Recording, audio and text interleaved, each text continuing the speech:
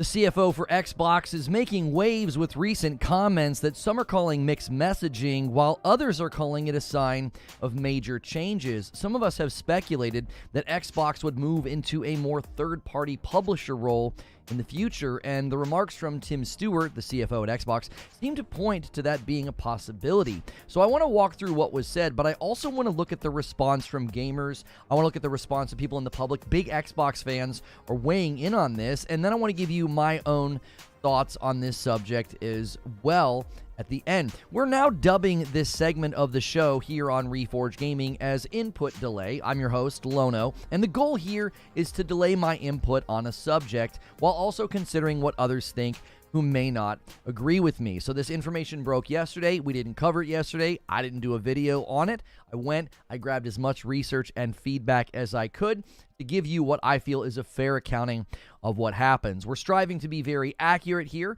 but we're also striving to open up the discussion for you to add your input in the comments or the live environment. So join the discussion with a comment below, or, make sure you are here for the live show. So I open up the shows with this info, with this sort of monologue, so you don't have to go searching for the content. So it is a longer video, but you can watch these openers and kind of get my thoughts. Make sure you hit subscribe, check the bell button. That way you are here for the live shows.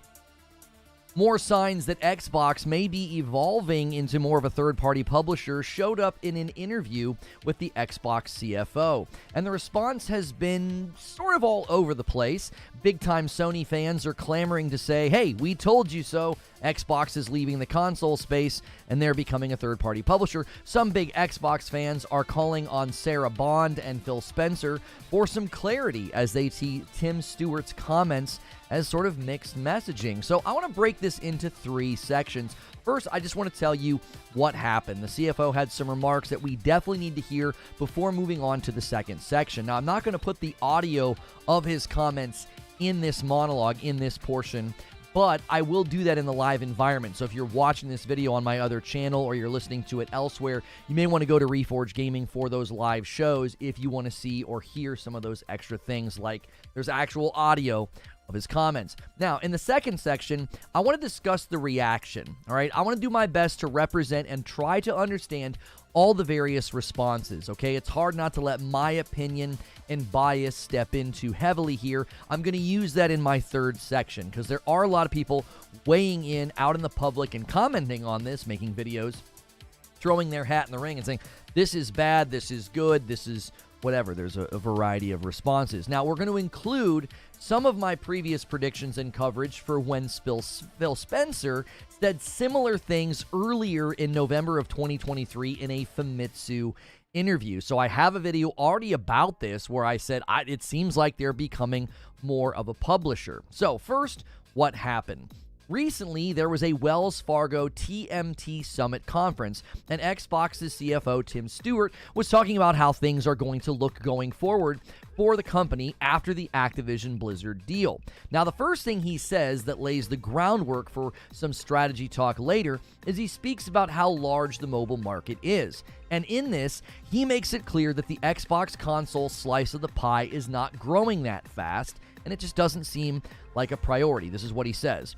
We think about the console landscape, and part of the real evolution of the deal was, hey, look, we've got a fixed console audience with Xbox, or relatively fixed, but not growing that fast. You've got a couple 100 million kind of console addressable market. You've got 300 million or 400 million kind of in the PC gamer market, and then you have billions in the mobile market. So you can see in this quote that part of the, as he says, real evolution of the deal, as he calls it, is looking for something outside of Xbox. They look at the relatively fixed console audience with Xbox, and he concedes it's not growing that fast. This is confirmed by slowing sales numbers of the consoles, and even Phil Spencer had remarks that they were already plateauing with Game Pass on console and saw bigger growth opportunities on PC. The reason I think this quote is so important is it lays groundwork for the more infamous quote you may have seen about first-party experiences and subscriptions coming to other platforms that they previously considered competitors. The following is a direct quote. I've corroborated this with multiple news sources, and I even listened to the audio of him saying this myself. This is what he says. It's a bit of a change of strategy. Not announcing anything broadly here, but our mission is to bring our first-party experiences and our subscription services to every screen that can play games. That means smart TVs, that means mobile devices, that means what we would have thought as competitors in the past, like PlayStation and Nintendo. Keep in mind, he says two very important things here. First, he admits that this is a change in strategy. Second, he says their mission is to bring first-party experiences and subscription services to platforms that were previously thought of as competitors. This is what is causing the responses and the reactions from the public. So again, the first quote is very important to understand the second. The real evolution of the deal was looking at the relatively fixed Xbox console audience and seeing a much larger market in PlayStation, Nintendo, PC, and mobile. So the comments about a bit of a change of strategy are made in light of this, in light of them looking at the bigger picture. Now, let's move to the reaction. So that's basically what got everybody stirred up. It's why people are like, yep, Xbox is going to become a third-party publisher. They're going to start putting their first-party content everywhere. So let's look at the reactions, okay? Now, the goal of highlighting reactions is I want to give a broad and fair showing of what folks are saying across the spectrum of the public. So the first thing that I am seeing from those who are more on the Xbox side of things, so I'm trying to follow and pay attention to what people who really sort of are on the Xbox side of things, what do they have to say? Well, this is a common response I'm seeing. They're saying, well, this is just about Call of Duty. It's just about big games like Call of Duty. I can actually see that side of this. Call of Duty is now a first-party game. We have to remember that. So when he says we want to put our first-party experiences on platforms that were considered competitors, he may be just referring to Call of Duty. Phil Spencer said similar things about Call of Duty and Minecraft in recent interviews. I don't, however, think that that is what Tim Stewart had in mind when he said this. So I can see why somebody would think that, but for starters, he says it is a change in strategy, and then he immediately says he's not announcing anything broadly, but then he goes on to say our mission is to bring our first-party experiences, okay? So when he says he's not announcing anything broadly, he gave that qualification because he's speaking broadly. He's not speaking about one title in particular, especially when he says our mission. He doesn't just say first-party experiences, and then he gives some examples. He also says first-party experiences in the plural, and he includes subscription services. This does not seem like a narrow view or a view that's just referring to big games like Call of Duty. He seems to have a very broad view in mind here that we've got our first-party experiences, we've got our subscriptions, we want those on our what we used to consider our competitors, okay? I get why somebody might think he's talking about Call of Duty, but I disagree with that take. Now, another response I'm seeing is Xbox is headed to becoming a third-party publisher. I don't necessarily disagree or fully agree with this. I think they are definitely sending signals that they are heading to being more of a third-party publisher, but I don't think it's going to be like this clean break. We know they have plans for a hybrid console device that will basically be like a console and a cloud. Satya Nadella even indicated that they wanted to have like a controller that served as a cloud access point, like one central thing that people could buy. That doesn't really sound like third-party publisher to me. I'm not sure if their internal documents that we saw pointing to them becoming an ecosystem or launching this hybrid console. I don't think that leaves a lot of room for just completely vacating the idea of being a platform. I see this more of a lean, if that makes sense. They're going to heavily lean into being a large third-party publisher while also maintaining some semblance of a platform. I don't see a cloud console hybrid being a traditional console push. Even Phil Spencer said recently, I'm going to quote this later, when he was talking with Famitsu about they don't want to do what everybody else is doing with hardware with their next hardware push. I do think that flows into something else people are saying. There's another reaction that I'm seeing. No more console, okay? People are saying there's not going to be any more Xbox consoles. Again, I do not fully agree or disagree with this. I think the future of the Xbox console is one that doesn't fully interest me, because I don't think you can market a strong console or run on the power narrative when the majority of the console owners are on the Series S. I think the hybrid cloud access console is actually very likely, and that may feel like they vacated the console space, but I don't think we see a full hardware exodus from Microsoft just yet. Maybe in 10 or 15 years, but not in the immediate future. I think the next round of hardware that we see, like when the PS6 hits the market, likely in 2028, 2029, I believe Xbox will still have some kind of a hardware push either before or around that time. That will likely be whatever this hybrid console push thing that they want to do. That's not them vacating, but I do feel like that is in essence, that is them sort of abandoning the console fight and completely leaning towards saying, listen, we're more of a publisher, we have an ecosystem, we have a platform, but they're not going to be out there trying to quote-unquote out-console Sony or Nintendo. That fight is basically over and done. This is the second generation in a row that they're handedly losing that fight, so they don't want to fight that fight anymore. I think that's probably the right strategy. They lose money on the hardware, they can make way more money on the software. Now, another response and reaction that I'm seeing is that Game Pass will come to PlayStation and Nintendo. Now, this is a prediction that I have always pushed back on. Phil Spencer made it clear that he would love for Game Pass to be on other consoles a while back, and I've always thought that Nintendo and PlayStation would be against that, as they have their own subscriptions. If PlayStation keeps pushing into cloud gaming, which I believe that they will, especially with the popularity of the PlayStation Portal, having that as being part of their PS Plus Premium, a Game Pass ecosystem or a cloud-based subservice, Game Pass being on their platform, that would be direct competition. That would be conflict of interest. I can't see them wanting to do that. Now, I can see Xbox wanting to do that, right? Hey, we want to be on your platform because PlayStation's market saturation is very good right now. Same with Nintendo. The next Nintendo Switch, if it even comes close to the current Nintendo Switch, will be incredible, and being on that platform could be very valuable. Even if Xbox completely abandons being a platform and is strictly focused on just like Game Pass and cloud gaming, I still see that as being in conflict with what PlayStation is offering. Now, Nintendo, I'm not sure. They don't really do a lot with other people. It doesn't seem like they stand pretty tall on their own. They do have their own subscription service as well. So suddenly booting up a Nintendo Switch and seeing Game Pass on there, I just don't know if they would be cool with that. That seems very, anti-everything that we know about Nintendo.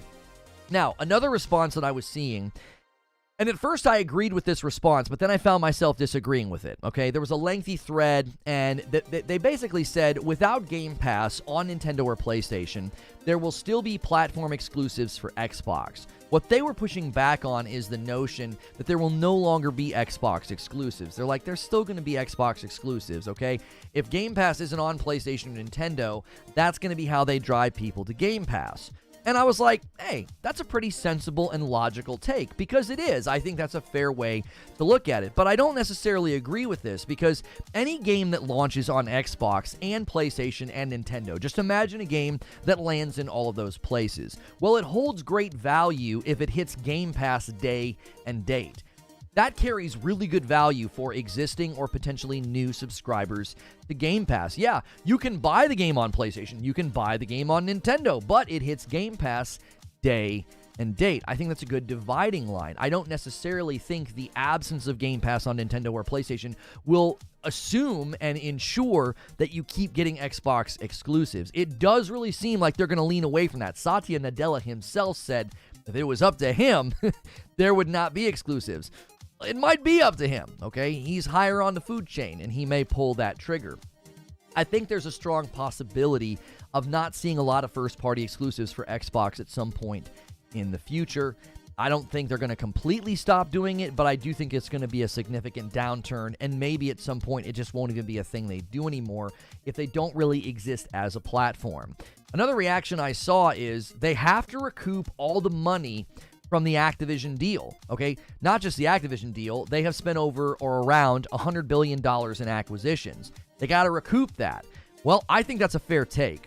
Spending roughly $100 billion in acquisitions requires a strategy to get back a lot of revenue. And Tim Stewart, CFO, right? He's the financial guy. He made it very clear that they looked at platform reach, and they clearly looked beyond what they considered to be a sort of fixed console audience on Xbox.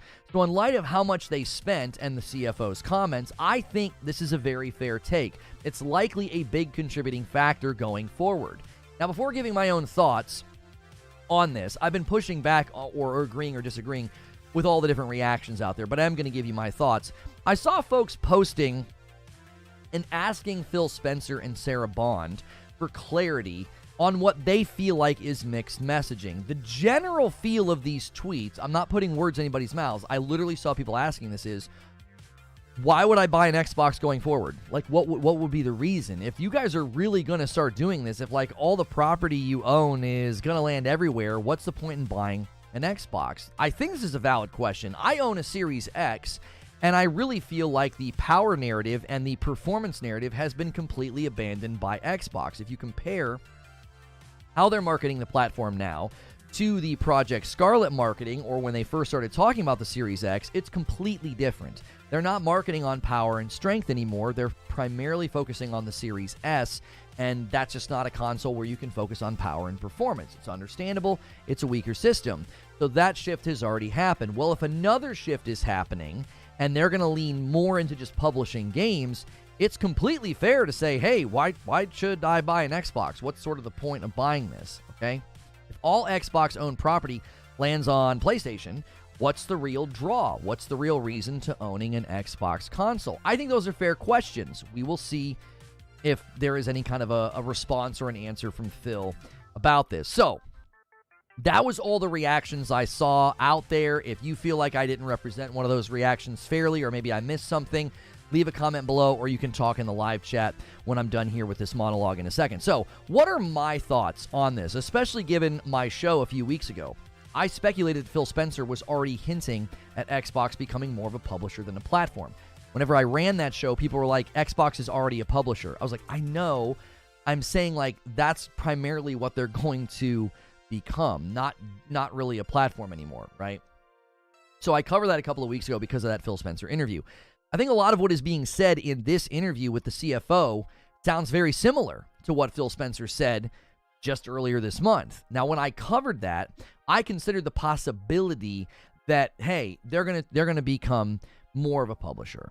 And it feels like their role is going to shift as that's their primary role. It's not that they're going to stop being a console. It's not that they're going to stop being a platform. I just feel like that's taking a back seat, and they're more focused on, listen, we got a lot of property. Let's put it everywhere. Let's make a ton of money. That seems to be the strategy. Now, just listen to how Phil addressed the question of hardware in that very interview. He said, regarding hardware, I am very excited and looking forward to seeing what we can do in the future. In terms of hardware, I think we can offer something unique to Xbox users rather than just following what other companies are doing. Now, if they're not following what other companies are doing, then a future having like a competing console, that's probably not going to be their approach. It'll be something very different. Likely, it will be the console cloud hybrid that will not be pushing power. It will be pushing accessibility, approachability. It will be pushing access. Maybe they get better with cloud gaming and they can offer you like really high-level performance on xCloud. Currently, they're dealing with lots of issues with capacity as well as quality on xCloud. They need to iron that out. Now, the Famitsu interviewer, they picked up on the exact same vibe with Phil Spencer that the Xbox CFO said, like similar things. This is what they asked Phil. They said, 20 years ago, you probably viewed Nintendo and Sony Interactive Entertainment as rivals. When did you start viewing Xbox as a community? So in this interview, Phil's talking about like, hey, we're a community. We're a multi-platform community. And the interviewer's like, this sounds very different. You know, when did this change happen? And then you got the CFO coming out and saying what he's saying. Phil goes on to say in the interview that Minecraft was the catalyst for his change in thinking. My feeling on this for a while has been that Minecraft was almost like a bridge. They saw how much money they could make with a multi-platform title, and Call of Duty is certainly the next one they plan to do this with. But when I look at what Phil Spencer said, and then I look at what the CFO said, it's clear that internally, they are looking at more than just Call of Duty and Minecraft. They are looking at their first-party titles as well as their subscription. as a road for growth. And the best place to do that is not on the Xbox console alone. I actually think there is good and bad if Xbox primarily starts functioning as a third-party publisher. The good could be that maybe they're more hands-off. Maybe they focus less on delivery cadence for Game Pass, and that would help game quality go up. Looking back on 2023, I would not say that game quality from first-party Xbox titles has been very consistent.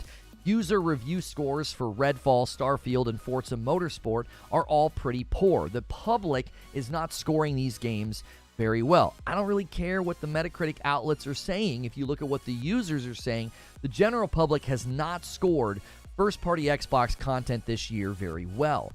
If they function more in a buy-to-play market, game quality could go up because you need the games to sell. Devs could be given more time. But the bad that could come from this is also a factor. Xbox as a brand could lose a lot of its identity. Games that have to push a brand and a console, well, they tend to have to be very high quality. When I look at Nintendo and PlayStation, their first-party games are not just big system sellers, they're huge on the sales charts and quality, as well as their review scores. So the concern would be that quality and identity are diminished by this push into being more of a third-party publisher. Now, my pushback on that idea is that most of what Xbox now owns was not their property 5 years ago. So we're not going to see some major disruption in quality. I mean, look at what Activision did to Modern Warfare 3. That was their own doing, right? The bad scores and the bad state of Modern Warfare 3 has nothing to do with Xbox. I do have a concern after what happened with Halo Infinite, that Microsoft's corporate policy for contracts will cause issues. I have confirmation from someone who works at Blizzard that the 18-month contract policy is hitting all teams because they're now owned by Microsoft.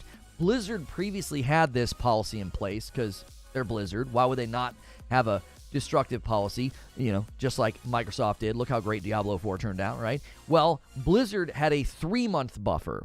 So after 18 months of being on a contract, you could come back after 3. Well, that buffer's now 6 months because they have to abide by the Microsoft corporate policy.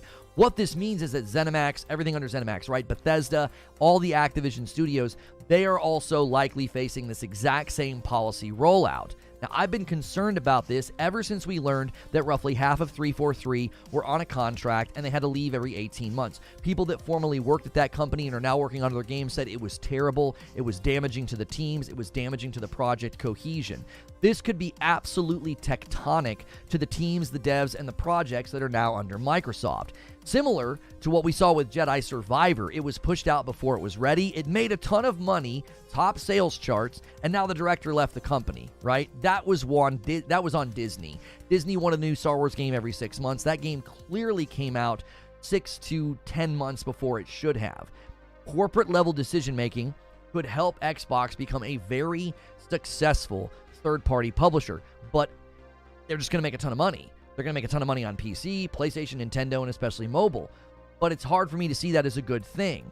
Unless Microsoft backs off on their contract policy, gives the devs and the teams a lot of autonomy, it could be damaging to the games that are coming. You could end up with a lot of games that are clearly not ready, and they're just trying to capitalize on big brands and popular titles to make back that money from the acquisition. At the end of the day, these are just my thoughts on where Xbox ends up. So, I want to know your comments in below, or check me out in the lives over on Reforge Gaming. So let me give you my thoughts and my conclusions on this. As we continue to watch the evolution of Xbox, I really can't say that I'm shocked anymore. A lot of this were things that many of us saw coming, okay? This year alone, I felt like, man, we thought that might happen. We thought that might happen. It kind of keeps happening, so I'm not necessarily shocked, but I will say that the rate at which it seems to be happening continues to feel very rapid and sped up. In just 3 years' time, the Xbox that I thought I was buying into with the Series X doesn't even seem to exist anymore. I figured we would get one more round of traditional Xbox console push, and then maybe in 10 years we would see the shift that we're seeing now. But they seem to want to do this in the immediate future, like right now. So the second thing I want to say is I wonder if the CFO's remarks from the FTC case now make more sense. After Bethesda was told all their future property would be exclusive, he said, wow. He did not seem to expect that decision, and now he is indicating a change in strategy. If I'm Bethesda, if I worked on Starfield, I would have some pretty tough questions for Phil if the push to third party becomes more concrete. If they start putting all their newly acquired property everywhere, I'd be pretty ticked off if I'd worked on Starfield. I believe Pete Hines was very unhappy about that, which led to him retiring a little earlier than maybe he was planning on it. My conclusion is this. When Microsoft wrote all these checks for acquisition, I think many people thought they were going to silo up and wall everyone off. I remember arguing with people about, oh no, they'll make Call of Duty exclusive. And I was like, there's no way they would. That under the weight of this acquisition, Xbox may look very differently than they originally were. Now, many have pointed out that you can't spend $100 billion in acquisition and recoup the cost on the smallest gaming platform, right? They're like, listen, if you spend $100 billion in acquisition and you want to recoup those costs, you can't do it if you're only putting your content on the smallest gaming platform. You need to be everywhere. Now, while some of us saw this coming and predicted that Xbox would focus more on software distribution and less on hardware and less on a console platform, I cannot say that I'm excited about this prospect. But as I said, those are just my thoughts, and I would like to know, what are your thoughts? And that's the show open.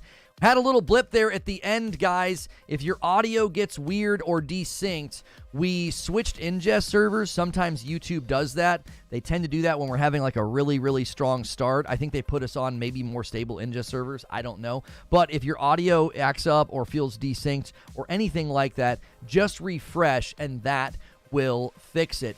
And do me a favor and smash the like button, and let's get members going, let's get coffee orders going. I am wearing a very cool new shirt, if you like Cuphead, right? Figured it was an Xbox day. All right, let's wear a Cuphead shirt. Cuphead, great game, little Pulp Fiction mashup here. This is from Ripped Apparel. There's a link below in the description. You can go to bit.ly/Reforge Ripped, and that'll give me credit and support me, and you can also go take advantage of their amazing lineup of shirts. So thank you guys so much for being here. Darth Nihilus with 23 months of memberships and a VIP. Thank you so much, sir. Guys, I want to know what you think about this, right? There's a lot of different opinions on this one. We're seeing people say, there's no way they vacate consoles. We're seeing people say, oh no, they're vacating consoles. We're seeing people say, they're going third-party publisher. There are people like, no way, they're not going to do that. Where do you guys land on this? What do you think the plan is going forward for Xbox? Reaper with 32 months, and it's a VIP. Yo, Lono, happy to see you live. Let's go. Welcome back, Reaper. Guys, don't forget that the Frickmas blend is back. It is back. We put this in the frame to remind you. We have 3 flavors of coffee. Light roast, a dark roast, and now the Frickmas blend is here. Merry Frickmas to you. It's the holiday season, and that is our holiday flavor. Limited time, limited run. Get your orders in now, and I will try to shout you out. Make sure you put your username in there on that order form so I can shout you out on the stream if you happen to order any Reforge roast. Yo, what's good, Brooklyn Breed? Good to see you. Eugene says the CFO wouldn't be commenting on putting games on competitors if he was talking about games already there. They don't have to put those games there. The only games they can put there are new. I think that's an excellent point. I wish I would have made that point. That's such a good point. Yeah, I don't think you can say he's talking about Call of Duty and Minecraft because he's talking about a change. They're already doing that. They've already indicated that Call of Duty is going to continue to be on these other platforms. They've pointed to Minecraft as like, listen, that's something that we own and it's everywhere. He's like, you're going to see a change in strategy. We're going to start putting our first-party experiences and subscriptions on platforms you consider to be competitors. Well, that can't be something that's already there. This is something different. This is something new that you're going to be doing in the future. A 5 bomb from Rabbit kicks the day off to start the I can't talk. Han shot first, and so did you. Sorry, usually the first member is a single, not a 5 bomb. You threw me off with your generosity, Rabbit. Thank you guys so much. We're at about 1,000 members. At 2,500, we're going to do a community game night. So that's our goal right now. Get us to 2,500 members. Jump in on your own. You don't got to wait for a gifted, but if you can't afford a membership, there's other ways to support the channel. Hit the like button, hit subscribe, talk in the chat. Those are all great ways to get a gifted from the very generous people that are here. Brooklyn Breed hit 7 months of memberships. Man, 7 months, he says. If I see Halo or Gears on PlayStation, I'm selling the frick out of my Xbox Series X. That seems crazy. Maybe not Gears. Gears doesn't feel as crazy if it suddenly shows up on like a PlayStation. But Halo, that feels like another universe. I don't know if that, I don't know. Tommy Humphreys with 24 months says, Microsoft canceled their console. Nobody realized. No more console exclusives. Play the audio. The tone says it all. Yeah, let me play the audio for you guys just really quickly here in the beginning of the show, okay? Because I listened to the audio. I wanted to make sure. I was like, okay, is this really what this guy is saying, right? Is he actually saying that, you know, we're going to make this change, we're going to do this thing, all right? So let me point this. Listen to this. Let me hang on. Let me turn this. All right, here we go. Just listen to what he has to say, all right? You know, and really for, you know, gaming at Microsoft. I'm going to turn the music off. When we look at what we've done the last 10 years and where we're going, we think a lot about the cross-platform play, which is, I want to play on all the devices that I have and all the screens that I have. And I think that's really when I think at the sort of holistic, the holistic lens is the, how do I make sure that we're on Xboxes, and I'll say PlayStations and Nintendo Switches. So I'm going to pause it right there. So he references a couple things there. He's talking about a holistic lens, okay? And he's talking about the future. So he's basically vision casting here. He's like, listen, this is where we're going in the future. We're looking at things through a holistic lens. And my producer is getting on you guys. He wants 300 likes. Let's go, guys. Almost 700 people here. We could easily have 300 likes. All right, let's keep listening. In a mobile landscape, how are we on mobile? And that's really, maybe lastly, is where we're going in this business is that expansion of operating leverage. Where they're going. This is where they're going. Yes, and he says the cross-platform play. He's not talking about you being able to play cross-platform. He's saying the definite article, the cross-platform play. This is a play they're making, okay? This is where they want to go. Where we think about placing our bets, first-party, subscriptions, advertising. Those are all high-margin businesses that we want to expand into. And what you'll hear from us more and more is a bit of a change of strategy. And again, what you'll hear from us more and more is a bit of a change of strategy. He's saying, you're going to hear this from us, okay? Now, he's about to say this is not a broad, they're not making any broad announcements here, but he's vision casting. He's basically saying this is where we're going. Not announcing anything broadly here, but our mission is to bring our first-party experiences, our subscription services, to every screen that can take that can play a game. That means smart TVs. That means mobile devices. That means what we would have thought as competitors in the past, like PlayStation and Nintendo. Right. We're going to NVIDIA, GeForce Now, their gaming subscription service. I know you have Colette, I think, on tomorrow. You can talk to her about that. But when we think about taking our businesses to these endpoints, again, it's that high-margin business to new gamers. You know, and really high-margin business to new gamers. This is where they're taking it. Like a 5-bomb from Outsider. Thank you so much. Getting us so much closer to the next goal. You're the best. Thank you very, very much. If you guys just got a gifted member from Outsider, make sure and say thank you. Now, Zubair is saying, weren't we expecting everything to go exclusive? Okay. If you want to gift memberships, click the $sign at the bottom of the chat. It should be an option there to gift memberships. If you want to pick up your own membership, click that $sign at the bottom of the chat. The audio really slams this idea home. Yes, if you listen to the audio, it's crystal clear. He's not like speaking, you know, off the cuff and makes a mistake. He's saying, listen, this is where we're going. You're going to hear from us more and more, okay? You're going to hear from us more and more. I should have included this in the show open, and I didn't. Do you remember the interview where he said, we're going to be going with a strategy of first, better, or best? That is not what he's saying now. He is not saying first, better, or best. He's saying, we want it. We want our stuff everywhere, dude. We're going with the cross-platform play. You're going to see our first-party experiences and our subscriptions on our competitors. Like, that's what we're pushing for.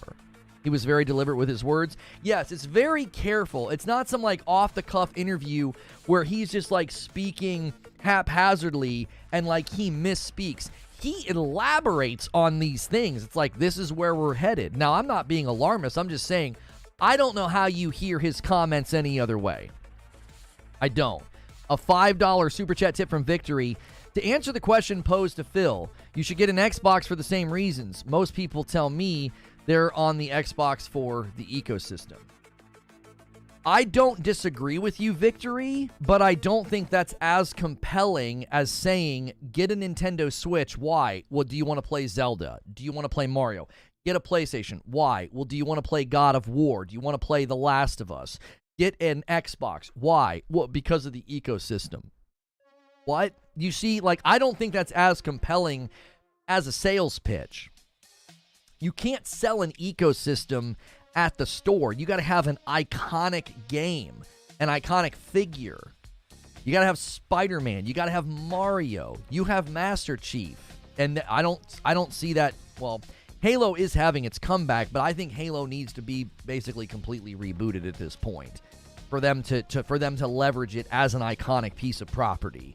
It's not standing strong in the view of the public. It's standing strong with the current audience, but it would need a much larger audience to be a system seller ever again. $2 from Victory, also for native hardware if you're into that. Right. I just don't think that's a compelling offer. They went from being Project Scarlet, 120 frames, the world's most powerful console, to now you're saying, oh, it's a cheaper access point, it's an ecosystem. Buddy, I don't think that's very compelling. It might be compelling to you, but it's not compelling to me. I don't think it's compelling to the market. Look at the sales differences that are happening. Look at how Xbox is falling all the way down in Europe. Look at how PlayStation is surpassing them. Look at how Xbox is falling behind its previous generation of sales. That's because you're having consumer migration. I don't think, it's not even about me. It's about, I don't think the general gaming public is compelled by the Xbox console. I don't think they are. Again, I think this is a way in the future, likely not even this generation or hardware at all. Yo, Ghost in the Garage Gaming, my homie, 8 months. Keep in mind, he's also talking to Wells Fargo investors, real money people, not Xbox guys or gamers. They're explaining their strategy to financial institutes. Yo, Ghost in the Garage Gaming has got a brain, dude. Super successful businessman. He's got, that is such an excellent point. He is not talking at a gaming conference. He's not even talking to developers. He is talking to money men. He's saying, this is how we're going to recoup our costs. This is how we become profitable in gaming. It has nothing to do with the Xbox console or hardware or a platform. It is they're going to function as a publisher. That's what it feels like to me. That's really what it feels like to me. If you don't agree with me, I want to hear why. I really do, because I think that's where this is headed, and it could be great. I'm worried about the contract policy more than anything. Outsider with 17 months into VIP, Gears of War 6 could bring people in. Possibly, if they could line it up with the Gears movie, Gears could be an iconic game for them. I just think the ship is kind of sailing on them right now. I think having a compelling console offer is kind of over for them. I do.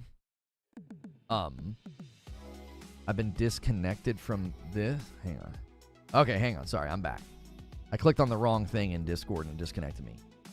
Alapark says, in the past, Phil was pushing for the vision of Xbox. Whenever someone outside of gaming division speaks about this stuff, you can hear the vision Microsoft actually has.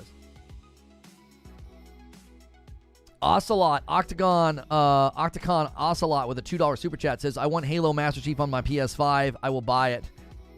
Not subscribe. Wolf Saints with 3 months says, one of Apple's selling points is the ecosystem. Well, okay, but I don't think that translates into gaming, brother. Like, I don't think anybody right now in the gaming sphere is compelled by that. They're compelled by games. This is a day-to-day experiential extension of me and my social activity and, you know, even like how I interact with my friends and stuff, right?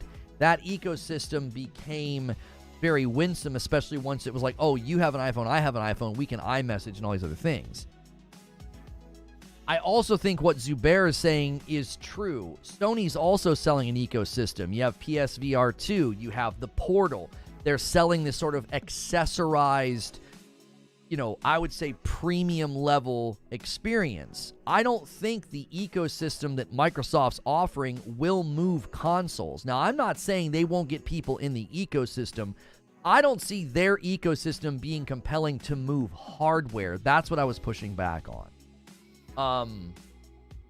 Hang on.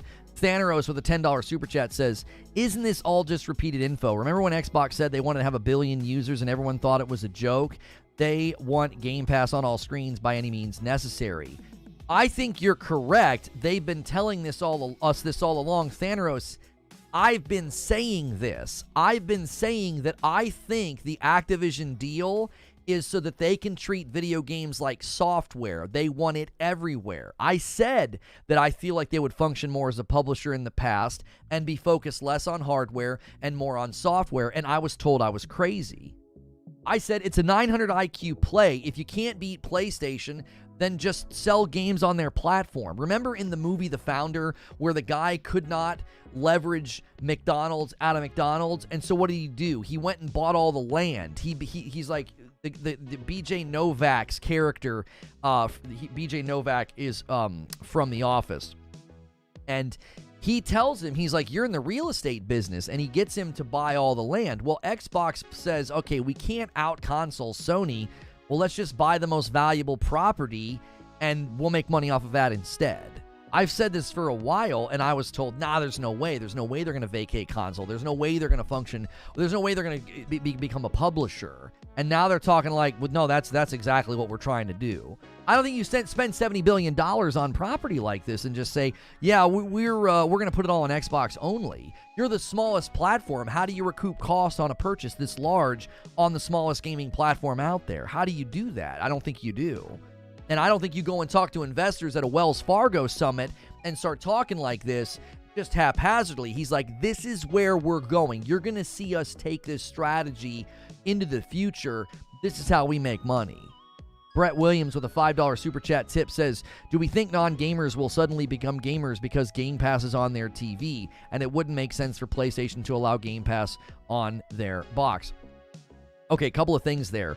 I think it's an excellent point that no, I don't think you're going to have suddenly an influx of non-gamers who become gamers because they can game on their television. I think there will be a percentage of the market that does it, especially if Microsoft can leverage partnerships with Samsung and other popular TV manufacturers. So like when you buy the TV, maybe you get like a month free of Game Pass. If you put in your credit card, we'll give you a month free of Game Pass, and then they might get an influx of people from that. Now, as far as what you're saying with, I don't think PS would allow Game Pass on their box. I don't either. I just don't see that happening. Because the problem with putting Game Pass on PlayStation is that Game Pass would likely be attached to other things that Microsoft's trying to push. Whether it's day and date of their property, PlayStation doesn't want a day and date subscription service on their platform. They've talked about how that's value destructive. They've talked about why they don't do that with their own property. And the next thing that there would be a problem with is that they're wrapping up PlayStation Cloud Gaming into PS Plus, and Xbox is going to keep pushing cloud gaming as well. It would be conflict of interest. It would be direct competition on your own platform. It wouldn't make any sense. I have a hard time seeing that happening. Feeder with 17 months says, they want to make more money with Forza Starfield ETC. It's a smart and a saving move. And a 5-spot from Michael Mooney says, what they are setting up is co-publication deal with Nintendo. Game Pass hits Nintendo handhelds, then Nintendo hits Game Pass console and PC. That's an interesting perspective and question that I didn't consider. I again don't think that's how Nintendo plays. I don't think they play ball that way. Now, Phil said in an email that Nintendo will eventually realize that their future is not just on their own hardware, or however he phrased it. I just, excuse me, I was holding that cough in the entire monologue. I could feel I was going to trigger a cough, and I was like, I can't. I got to get through this. Joker Quinn with 6 months in a VIP. Welcome back, Joker Quinn.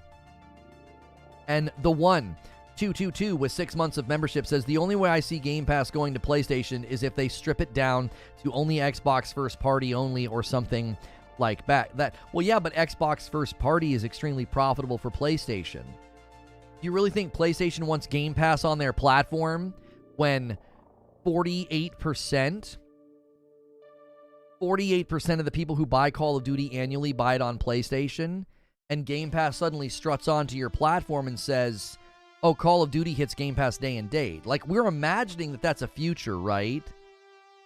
We're imagining that that's a future where in the distant future they'll say, play Call of Duty day one on Game Pass. Like, we anticipate that being a future, right? Sony doesn't want that on their platform. Are you kidding me? The amount of revenue that they would lose, that wouldn't be a deal they would take. They would can we put Game Pass on your platform and basically hurt your profits? Like, that's a backwards deal. I can't see PlayStation accepting that deal.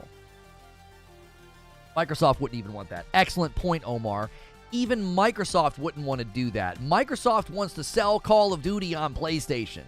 They stand to make a ton of money by selling Call of Duty on PlayStation. They don't want to put Game Pass. Now, the CFO seems to be saying they want to put their subscription services on other platforms. Now, maybe when he said that, he was thinking about, because at the end of the quote we just listened to, at the end of the quote, he mentions cloud-based places like NVIDIA. So maybe that's what he's thinking is like, listen, we want our first-party experiences to land on other places. We want subscriptions to land on other places. And he's thinking in two lanes. He's thinking like, yeah, we want our first-party experiences landing on Nintendo and PlayStation, and we want our subscriptions landing on like NVIDIA. I don't think Game Pass on PlayStation is a far stretch because Ubisoft Plus and EA subservices on PlayStation.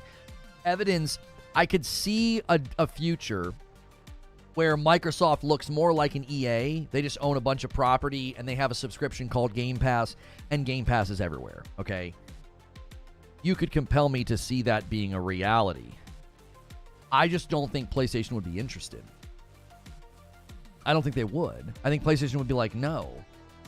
Your property is valuable to us as a sold game, not as a subscription. I think Xbox will not put Game Pass on PlayStation. Look at how Game Pass works on mobile devices. Apple wanted a cut of every game in the service. What stops Sony from wanting the same deal? I think that's an excellent point. PlayStation's business model is very different, and they would be like Apple. They would be like, we're in the business of selling games. Like, you guys are trying to do the Game Pass value thing. That's great. That's what you want to do. Jim Ryan's on record saying that it's value destructive. Now, people might say, well, Jim Ryan's going to be gone really soon. Maybe the next guy will think differently. I don't think the funnel that PlayStation has built, I don't think it aligns with Game Pass. I think Game Pass is just antithetical to everything they've built. Unless it's a different version of Game Pass. Unless it's a non-day and date version of Game Pass.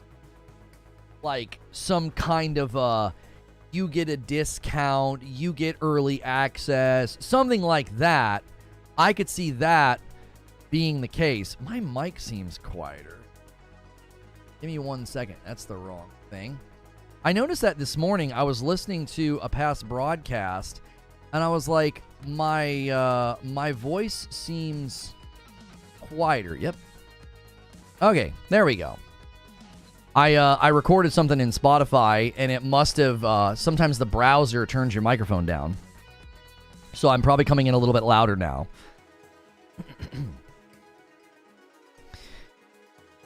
The only way Game Pass would work is if they do a Game Pass Classics 1 to 2 year old Xbox games, no day and date. That's kind of what I was just saying, Tubbs. The only way I see Game Pass landing on Nintendo or landing on PlayStation is if it doesn't have any sort of day and date aspect to it. because that's antithetical to what Sony and Nintendo do. They sell games. They're not ecosystems where you're buying into like a sub thing. You're buying games. You're buying really expensive accessories, right? Yo, what's good, Feed? I see you in the chat. PlayStation would accept Microsoft selling first-party games there. They won't accept Game Pass that has third-party games on it. That's another aspect of it. What about third-party games that hit Game Pass? Like, what about Lies of P? You know what I'm saying? PlayStation likely sold a good number of Lies of P. It scored very well on PlayStation, actually. If you go look at the review scores, Lies of P scored very well on Steam, and it scored very well on PlayStation. It did not score well on Xbox. I think part of that is related to the fact that a lot of people that played Lies of P on Xbox didn't buy it, so they probably felt like this isn't a good game. I got my butt kicked, I'm uninstalling, right? And I feel like when you look at Steam and you look at PlayStation, in a buy-to-play environment, Lies of P scored much better. Well, if you're PlayStation and Game Pass wants to come to your platform and you're looking at a game like Lies of P that you know will sell well with your audience, right? It's third-person, action-adventure. You know, it looks a lot like some of the games people buy on PlayStation. You know that game's going to sell well. Well, you don't want Game Pass over here because now you got third-party games that people don't have to buy. They just need Game Pass. I think, again, it's antithetical to how PlayStation runs things. I was going to say something about your mic being quiet, but my ears are partially clogged from being sick, so I couldn't tell if it was my ears or your mic. Yeah, anytime you use your web browser to record something, the web browser will go into Windows and fiddle with audio settings. Super annoying. I should have known to check that. It's a 4 out of 5 from Xbox users? No, it's not. We checked this yesterday. No, it's not. Lies of P is not a 4 out of 5. No. When I go to the Lies of P Xbox store, it currently has a 3.9. Right? That is lower than it got from everybody else. That's a 78%. It has a 92% in Steam and a 94% on PlayStation. That's a 78%. That's significantly lower than it got on the other platforms. That's not a great score at all. A 78%? When it's getting 90s on other platforms? I'm not saying that's oh, that's terrible, it's getting review bombed. I'm saying it's getting a lower score. Why? I'm telling you, if you don't buy the game, you're going to be quicker to shut it off, uninstall it. That's not a slam, by the way. That's a great value. That's a great value to the consumers who are like, I've never really played a game like this. I get to try it out on Game Pass, and guess what? They learned very quickly that it either wasn't the game for them or they didn't like it or whatever. Like, that's actually a great value. I'm not even like slamming Xbox. I'm saying that's a contradictory approach to the what PlayStation's trying to do. Is if you try to bring Game Pass to PlayStation, the point I was making is, hey man, we got a game like Lies of P that did really well over here. It didn't do as well on your platform, and you threw it on Game Pass. Like, we don't want that over here. That's not the vibe. That's not what we do. I don't think you want a subscription service that gives the consumer a route to where they don't have to buy third-party games, because we know that third-party games make a ton of money for PlayStation. We know that. And you can't cut off that revenue stream. Compared to the 4.72 on the PlayStation Store is kind of crazy. We looked at this yesterday, Cliffo. I was shocked. I kind of feel like Lies of P got a weird deal. It's got a 92. It has a 92 on Steam and a 94 on PlayStation. And it got significantly lower scores from the review outlets as well. It doesn't make any sense. I don't know if people had a hard time with it. I don't know if they had expectations. But Lies of P got a very... It's just weird to see that big of a disparity from, like, the users are giving it great scores and the outlets gave it a lower, not bad scores, but a lower score. It's like a 15-point differential, like a 12 to 14-point differential. It's a pretty big gap. Have you ever seen that with movies? Like, the review outlets are giving it like a 60 or a 70, and then the audience is giving it like a 90. You're always like, what happened here? Like, why is there a big divide? I don't know, Lono, how strong of a pull do you think Call of Duty, Elder Scrolls, Diablo, and Fallout have? Microsoft has made it abundantly clear that the only way they see other platforms is if Game Pass exists there. Yeah, I mean, that's an interesting take because Phil Spencer made it pretty clear recently that they would not be making games exclusive to Game Pass. That would almost feel like that. That would almost feel like, hey, listen, we would love to put Elder Scrolls and we would love to put Elder Scrolls 6 over there on PlayStation. We'd love to put Fallout 5 over there on PlayStation. I mean, Starfield. I'm just kidding. We know there's going to be a future Fallout. So, we'd love to put Fallout 5 over there. We'd love to put Elder Scrolls 6 over there, but you need to have Game Pass over there. Well, that's kind of a roundabout way of making those games almost exclusive to Game Pass. It's like you're not even going to let them come to other platforms unless Game Pass is there. Does that make sense? Skyrim on the Switch. Well, the next Switch actually might be able to run, big, graphically impressive games. It might be able to run them decently well, better than they currently do. I saw somebody put up footage of like a Batman game on the Switch, and they're like, this is unplayable. It's some games they're able to kind of optimize down, like Hogwarts and other games. Some games just don't. They just can't get them to run very well.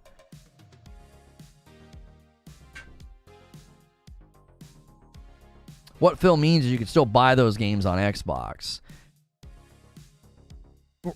No, I understood what he was saying, Mercurial. I understood what he was saying. He was saying you're always going to have the option of buying the game. We're not going to like silo up a game on Game Pass. But if you approach a platform and you're like, hey, we'd love to put our game over here, but we need Game Pass to be over here. I just don't think that's going to fly. I don't think so. I don't think PlayStation's going to be, or Nintendo's going to be strong-armed into that. Now, Call of Duty, I mean, we'd have to wait and see, right? Because PlayStation secured the 10-year contract, so you'd have to wait and see. In 10 years, would Microsoft try to pull some kind of a leverage game where they say, listen, if you want Call of Duty to continue coming to your platform, we're going to need Game Pass to be over there. Now, PlayStation could call their bluff and be like, you need us. What are you talking about? No. You're not gonna browbeat us into putting Game Pass over here. Are you freaking kidding me? You need the revenue from Call of Duty as much as we do. If not, maybe more. You might need it more than we do because you might be still recouping cost, on however many studios are working on it, however many licensing deals they have going on with all the promotional stuff that they do, and Nicki Minaj skins and the like. Vedger with 8 months. Xbox is mainly a software company and could easily meet all of PlayStation's demands to create an exclusive PlayStation app without third-party and Call of Duty. I'm not sure what you mean, Vedger. That's blackmail, though, right? Saying you can have the game and Game Pass is on your system illegal? No, that's not blackmail. No. Blackmail would be, we're going to do this bad thing to you if you don't do what we say. This is, hey, the new contract for Call of Duty has a stipulation about Game Pass. That's not blackmail. They would basically be saying, listen, the next 10 years of Call of Duty contract, we've baked in a stipulation that requires Game Pass to be on your system. We feel that is a more, lucrative and symbiotic relationship, as Game Pass is now one of our main ecosystem drivers, and it is a branch of what we are trying to do with our property. It's not blackmail. SDO with 10 months. It all feels contradictory. Xbox makes big Bethesda titles console exclusive, but also we're told Xbox doesn't care about console hardware plastic box. Right, I mentioned that in the show open, SDO. Wissick comes in with a 10 bomb and takes us all the way to 20. Thank you so much, guys. We're sitting at about 2,000 members. We're pushing to 2,500 for the game night. For 2,500 is for game night. Whoops, I did the wrong thing. There we go.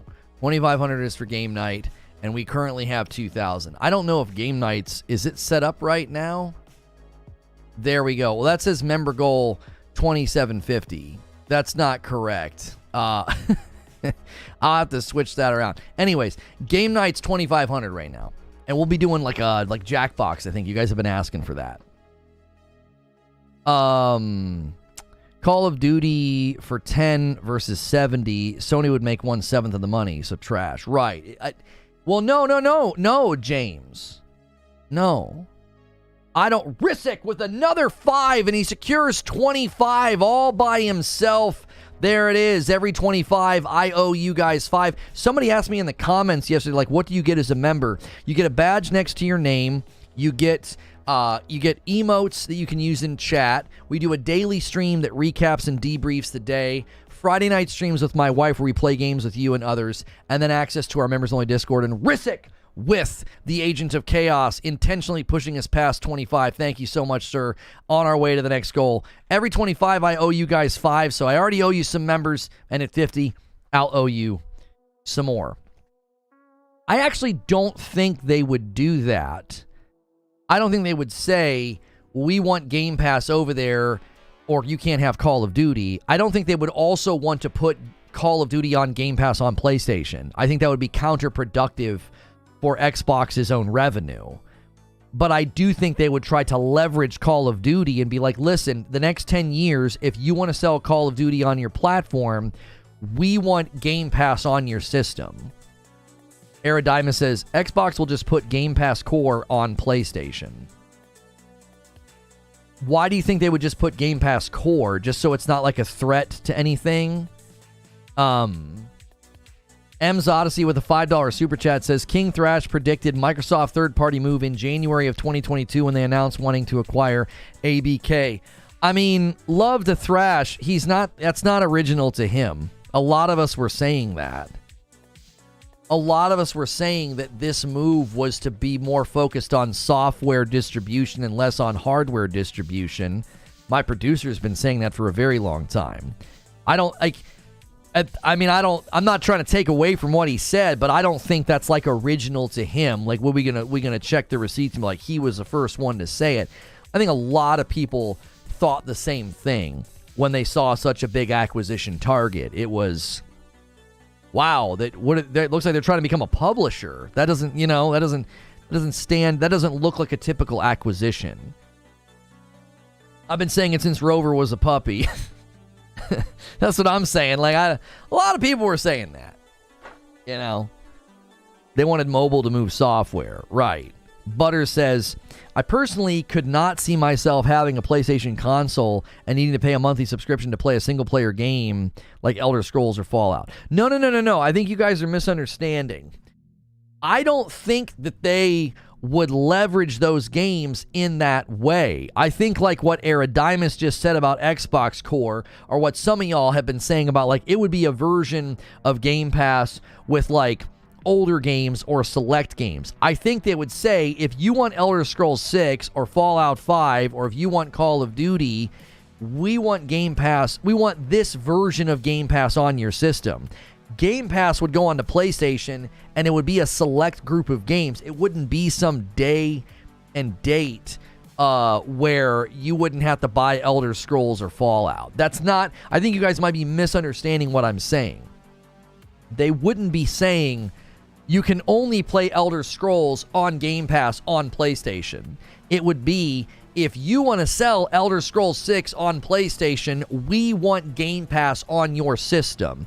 And it would be, I think, a very different version of Game Pass. I don't think it would be a day-and-date version like we have right now on Xbox. It would be like they wouldn't call it this, but like internally they might call it like, this would be the competitor's package. We're going to put this on a competing platform. And I know the CFO says they don't really view them as competitors now, and Phil Spencer says they don't really view them as competitors now. But internally they would say, this is the package designed for the competitor. Well, why? Well, because we make tons of money off of PlayStation. We don't want Elder Scrolls and Call of Duty and Fallout to be on Game Pass on PlayStation. For goodness sakes, Fallout 4 sold the most on PlayStation. Like that, they wouldn't want to cut that revenue stream off. So it'll be interesting if, according to the CFO, this is a strategy shift. Are they going to walk back what they told ZeniMax and Bethesda? Are they going to say, we told you that all future titles were going to be exclusives. We're walking that back. We're not doing that. This has been a change of strategy.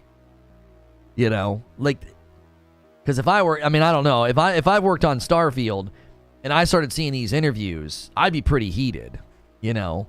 It seemed that in the emails that we saw from Pete Hines, it seemed that he was pretty heated. He was like, we were told to make our games exclusives, and now you guys are out here talking about Call of Duty, and you're like, yeah, it's not exclusive. That's a dope shirt. Thank you, Abe. I got a new round of shirts from Ripped Apparel. You can use the link in the description below or the shirt command in chat. You can go to bit.ly/Reforge Ripped, and that'll support me, and you can get some dope shirts from their amazing lineup. P-Dub H-Town with a $10 super chat tip says, this is nothing more than Microsoft letting their core fan base know that going forward, big releases are going to be on PlayStation. They need PlayStation now more than ever to recoup the money spent. Here's the thing. This was pointed out earlier. By my man Ghost in the Garage Gaming. He said that this wasn't some gaming event. This wasn't some gaming press outlet doing an interview. This was the CFO, the Chief Financial Officer of Xbox, talking to Wells Fargo Summit. Basically an investor summit, a bunch of people with lots of money. And he was like, this is what we're doing going forward. You're going to see us do this going forward. We're going to do he called the cross-platform play. They're going to have a holistic lens. They're going to put their first-party experiences and their subscriptions on platforms that were previously considered competitors like Nintendo and PlayStation. When you're talking to the money men, you're talking to the dudes that are like, okay, I can see how this is financially viable now. Now, if he had sat down with these guys and been like, yeah, we just spent $70 billion bringing our acquisition costs to a nice round $100 billion, and we see the path to recouping that cost by putting everything on the smallest gaming platform and a subscription service that has plateaued. They'd have been like, okay, well, that's great. We don't see that as being financially viable. We're not backing that. He didn't do that. I think a lot of people, and this is what's really interesting, a lot of the people that cheered for this deal, I think they were cheering for it thinking, well, my brand and my platform's going to win. But what is your platform and brand winning if the games just start going everywhere? I do. I think a lot of people, when this deal, I remember debating this with people. I remember people being like, Call of Duty's ours now, baby. You're going to have to get an Xbox. And I was like, they're not going to do that. They would lose tons of money. They would never do that. Some of the earliest acquisition debates I had with people were like really hardcore Xbox fans that were like, no. They're going to make Call of Duty exclusive to Xbox. And I was like, dude, they would never do that. That would be so financially destructive. Well, I think that wavelength was on a lot of people's minds. Like, this is going to be so good for us and our box and our system. And now it's turning into, oh, that's fine if the game goes over on PlayStation. You guys are spending money and it's supporting Xbox. Well, now what are you cheering for? What are you cheering for? You're cheering for the financials of Microsoft? Like, I thought you were cheering for your brand and your box and your experience. Now, they might push back. If I try to come through the mind of the person that cheered for the Activision deal, they might say, yeah, that's all well and good that you can buy those games on PlayStation, but I get them day and date on Game Pass. I think that's fair pushback. You still might think, I won. This wins for me. This is good for me. And you might be correct if day and date continues to be a drum they bang on for Game Pass and all this very valuable property. Microsoft doesn't need to recoup the money since it was a cash purchase where they need to spend money because of the value of the dollar and just sitting on it. I'm not sure why you think they don't need to recoup the money. So why do you think he said what he said then to these Wells Fargo Summit attenders, Eridimus? If they don't need to recoup the money, why is he indicating this is going to be a change in strategy? And he started talking about high margin markets. Why is he talking about that then if they don't need to recoup the money? I'm curious what you think about his comments then. A $5 tip from True SSJ Havoc. The modified Game Pass I'm seeing may be solely older Xbox first-party games. I don't disagree with that. If they come up with some non-competitive version of Game Pass to throw on PlayStation and Nintendo, I could see that. Eugene says, Recoup, their shareholders are going to demand accountability for spending that level of cash. Yeah, I agree with Eugene. I think they answer to their shareholders, and their shareholders are going to say, how are you going to recoup over $100 billion? Being like, well, they don't need to recoup it. They're really wealthy. I think their investors are going to have a very different attitude. Anytime you spend that level of capital and you don't have a strategy of recouping that capital, you're going to fail in your fiduciary duty and you're going to get in big trouble. You can't just be like, well, we're Microsoft, we're rich. That's not an answer to your shareholders. That's not an answer to investors.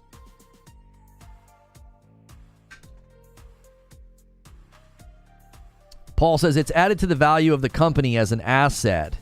It was not burning cash. Well, I don't disagree with that, Paul. I'm not saying they burned cash, but when you spend a large amount of capital, there must be a strategy of recouping and then hitting margins on that spend. It's not like they spent $100 billion and their investors are like, good job, we now have this huge added value of these assets to the company. The asset has to be profitable. It's like if you are in the business of doing, like, I don't know, like let's say you're a local busing company or something, and you go to your investors and you say, we're going to spend this many billions of dollars on these buses over here. And they're like, great, awesome. You don't got to worry about recouping. Those are just going to be great assets for the company. No, they're going to say, well, how are you going to recoup the cost? If the buses are run down and broken and don't work, you can't be like, well, all these assets are great. They're just sitting here not doing anything. No, you'd have to have a business strategy and plan to say these buses are more, economical with gas, and they're going to go into more areas of the city where we're going to get more business, and we're going to see profit margins turn in year 3. Like, you're going to have to put projections before them, or they're going to say, what are you doing? You just spent a bunch of money. Like, what's the strategy? How do you recoup it? You can't just spend money and say, well, we gained all these assets, and then, like, that's the end of the day. No. You need to recoup. You need to generate profit. On a spend that big, $100 billion? They didn't spend $100 billion on Activision. They've done like $100 billion in acquisition spending. Raptor, with a gifted member, pushes us a little bit closer. Thank you so much, Raptor. Guys, don't be afraid of the single gifted members. These guys dropping 10s and 20 bombs. Don't let them intimidate you. Thank you very much. Octagon Ocelot with 16 months of membership says, I refuse to subscribe to Game Pass as a PlayStation Nintendo gamer. I'll buy a collector's edition deluxe of select Xbox first-party games, though. Yeah, I like Game Pass for my kiddos, but I don't like Game Pass for day and date. I use Game Pass as a great way to go sample games that have been out for a while or games I wouldn't typically enjoy, but I don't like Game Pass for day and dates. To me, it's like, no, man, I want to buy if I know I'm going to get a game and support it, I want to buy it. I don't want to be like just trying it out. If I'm unsure about a game, I plan on buying, what's it called? RoboQuest. I plan on buying that. Because I tried it on Game Pass, it's great, and I want to support the devs. And so I plan on buying it, because I think it's a great game. Did Eridimus respond to my question? So somebody's responding to him and saying, somebody says, Eridimus, the board has decided to let you go. I wish I could click on your name and see all of your responses like they have on Purple. I see Asmongold do that all the time. It's such a great feature. I'm not seeing what you said. Hang on, I'm scrolling up. Microsoft don't need to recoup money since it was a cash purchase. Yeah, I asked you a question in response to that. I've not seen your answer. I'm not seeing it. I'm on live chat, and I'm going to scroll one more time to make sure I didn't miss it. Yeah, I'm not seeing it. We can still buy day and date games. Matt says, how are you? I'm new to your channel. Welcome in, Matt. Thank you for being here. If you guys have never been here before, the name of the channel is Reforge Gaming, and this segment is a news show that we call Input Delay. I tend to delay my input on something. This thing with the CFO of Xbox hit yesterday. We covered it today, and it does seem they're leaning towards being more of a third-party publisher, maybe leaning away from being consoles or making consoles. Curious what you think. If you want to weigh in and tell me what you think, hit subscribe so you can talk in the chat. Do me a favor, if you haven't smashed the like button yet, we're over an hour into the broadcast. Let's set our sights on 400 likes. That would be amazing. And this little member goal in the corner, every 25 members, I gift 5 back to the community, so I already owe you 5. We're working our way towards 50 members as the next one. And our big goal is 2,500 members, and we'll do a Friday night community game night. This Friday night, don't miss it, members. This Friday night, we are doing a Return of Hilly Hijinks. We'll be playing Lethal Company, this really popular, scary co-op game that came out on Steam. You're supporting the devs by being subscribed to Game Pass? No, that's not true. The devs get a fat... I was going to say flat, but fat works too. Fat check. They get a fat sum of money from Microsoft to be on Game Pass. Now, some games benefit from being on Game Pass because they get an enormous amount of exposure they wouldn't have gotten in the past. Then they get reviews, then they get YouTube videos, then their popularity goes up. Or they potentially have microtransactions that you can then buy, right? Some companies don't do as well on Game Pass. There have been different companies that have said different things. I highly recommend this game called RoboQuest to you. It's a great, super fun little rogue. You can play it with another person. It has a 95% on Steam. You can buy it on Steam for $25. It is currently on Game Pass. There's even a demo on Steam to try out. So I highly recommend RoboQuest. Very fun.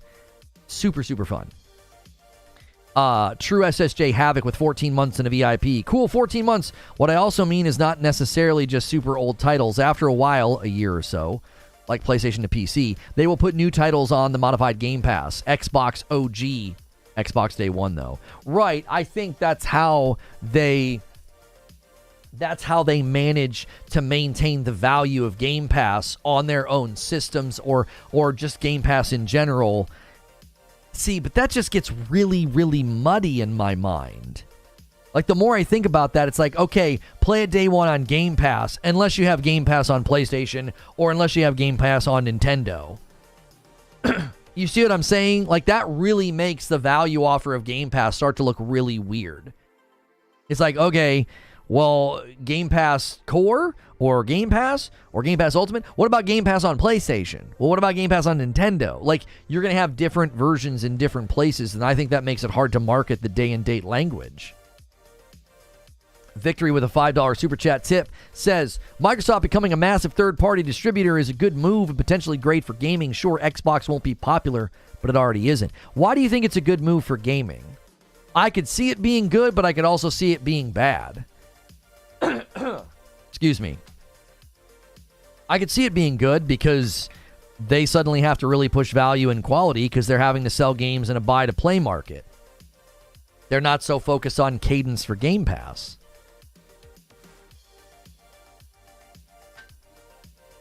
I would say that Microsoft having profits of $88 billion just last fiscal year before the deal going through. I think investors are more concerned about the direction Microsoft AI push as you see in the stock.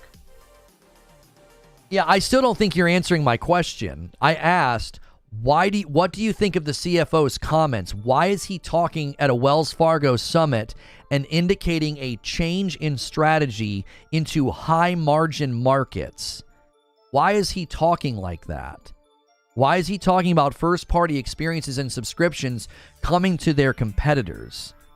Like, I feel like you're looking at one aspect of it. I don't think you're wrong. I think Microsoft is heavily interested in AI, but that doesn't have anything to do with the question or the topic. The question and the topic is, why is the chief financial officer of Xbox speaking to money men, investors, okay, big, deep pockets at a Wells Fargo summit and being like, you're going to see us doing this going forward. This is what we're doing. He's outlining the recouping strategy. High margin markets is where they want to push into. He described the Xbox console as being relatively static, or not static. He didn't use the word static. What word did he use? Hang on, I got to pull up my show notes. Relatively, we'll say static for now. Brapp says his dialogue is analogous to that of a third-party publisher. He kicks the whole thing off by saying, this was the real evolution of the deal, he says. We looked at Xbox, and it's like, it's not growing that fast, he says. Fixed. Yeah, thank you. Relatively fixed. Thank you, Alapark. He describes the Xbox console as being relatively fixed and not growing that fast.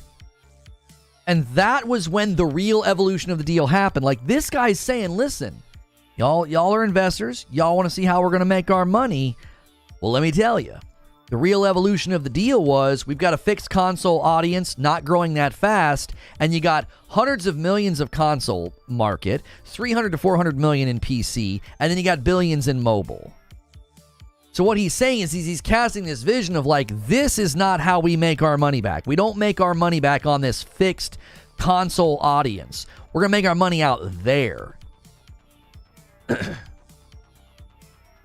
True Witty was 7 months. What if Game Pass on PlayStation is simply a day and date, but only first party, no third party? I don't think that works either. Thank you for 7 months, True Witty. I don't think that works for PlayStation, because PlayStation's going to say, hey, wait a minute, dude. Fallout sold very well on our platform traditionally. Call of Duty sells really well on our platform traditionally. Do you want to know what Fallout and Call of Duty are? Those are first-party Microsoft titles now. Those are first-party Xbox titles. You can't be taking Call of Duty and Fallout and putting them day and date on Game Pass on PlayStation. That is completely antithetical to PlayStation's business model. PlayStation's going to say, no, we're not doing that. Now, if Microsoft says, well, then you can't have the game, that's mutual destruction. That means you don't get money from PlayStation's platform. I do not think the console warring, the fighting, and all the dialogue that was going on this year about this, I think people completely missed the mark. And they thought, yes, this is going to help our platform beat PlayStation. It's like, no. It's not about beating PlayStation. It's about leveraging PlayStation as a platform. It's about leveraging PlayStation's audience and revenue streams to make tons of money. It's about Phil Spencer saying the way that we're relevant in the future is through gaming. And we're going to be relevant in gaming by owning lots of property and selling it everywhere. It's not about making Xbox better. It's about making Microsoft money. Fundamentally. Eugene says, he said the same thing I've been trying to tell people for months. There's only so many consoles sold every gen, and that number is relatively unchanged for 20 years, and Microsoft is continuing to lose share of that market. Yeah, Eugene's been saying that for a while. He's like, listen, the console market's not really growing. It's basically stayed pretty static. You're just seeing shift of allegiance. You're seeing a slowdown of Xbox hardware, and you're seeing a growth of PlayStation hardware. That's community migration. That's people migrating to PlayStation. Neither Sony nor Microsoft will complicate. On PlayStation 5, there will be two demands. Only old CODs for the next 10 years. Native PlayStation 5 ports to also be sold individually. Everything day and date, bar Call of Duty. See, again, I do not think that. I love your name, though, Phaedrus Socrates. I love your name. I don't think that that's the way that they do it because, again, I think PlayStation is in the business of selling games, not giving games away on a sub-service. They've talked about how Game Pass is value destructive. I don't think they let Game Pass land in a value destructive way on their platform. Anything that is a threat to sales, they're not going to do. They're not going to do. No way. They're going to say, yeah. Like, think of all the property that Microsoft now owns. Okay. And I want you to think about the more recognizable property. So we'll say Diablo 5. We'll say Fallout 5. We'll say Elder Scrolls 6. Okay. If that happens and they want to bring those games to Game Pass and bring Game Pass to PlayStation's going to say, no, we stand to make way more money if you just sell those games over here. And you, Xbox, stand to make way more money if you just sell those games over here. I think when the CFO talked about putting their subscriptions on other platforms, I think he was talking about cloud and Nvidia and other platforms like that. I don't think he was envisioning Game Pass coming to Nintendo and PlayStation. I think he sees it as separate, and I'm going to try and prove it to you. I'm going to try. Okay. He says, there's a flow here. He says, our mission is to bring our first-party experiences and our subscription services to every screen that can play games. That means smart TVs. That means mobile devices. That means what we thought of as competitors in the past, like PlayStation and Nintendo. And then he goes on to mention Nvidia and other cloud-based platforms.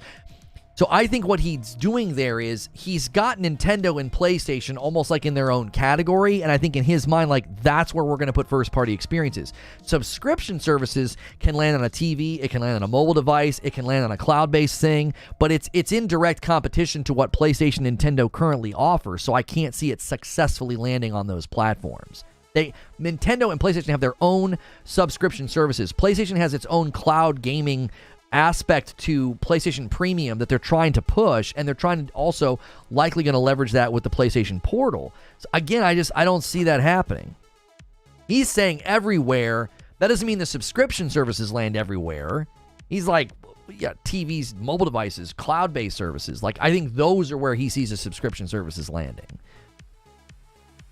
Victory with a $5 super chat tip. Imagine Microsoft prioritizing good games without having the nuanced obligations of trying to add value to a single box. They want to be everywhere anyway. They can't.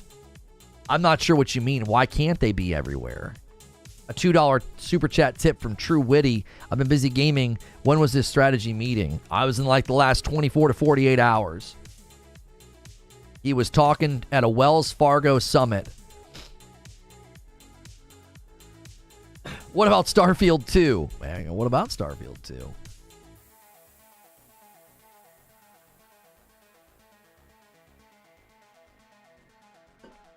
Sony will do both. Direct sales and also subscription day and date. No, they won't. No, they won't. Because, thank you, Luna Joker, for gifting a member. And he goes to Eridimus. Eridimus, have you answered my question yet? Have you answered my question? What do you think about what the CFO said at this summit with respect to you thinking that they don't need to recoup their costs and they're going to make more money from the AI push? I've not seen an answer yet. And you now have a membership, so I'll keep my eyes open as well. I just scrolled up again to look.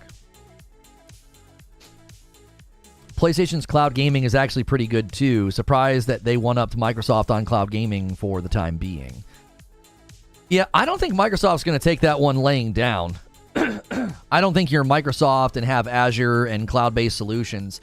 I think the CMO of Xbox, which is the Chief Marketing Officer, the guy they just brought on as CMO for Xbox, he spent 6 to 7 years marketing Office 365, and he spent 6 to 7 years marketing their cloud-based services. I think that's why they're bringing him over to Xbox. I think they want him to help them get the cloud into a better position.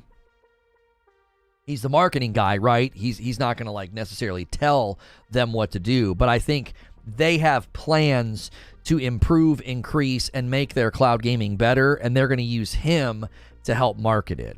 The Luna Joker, I'm sorry, not that. I already read that. True SSJ Havoc with a $5 super chat tip. Seriously, though, can you really see PlayStation and Nintendo playing Halo? That would be crazy.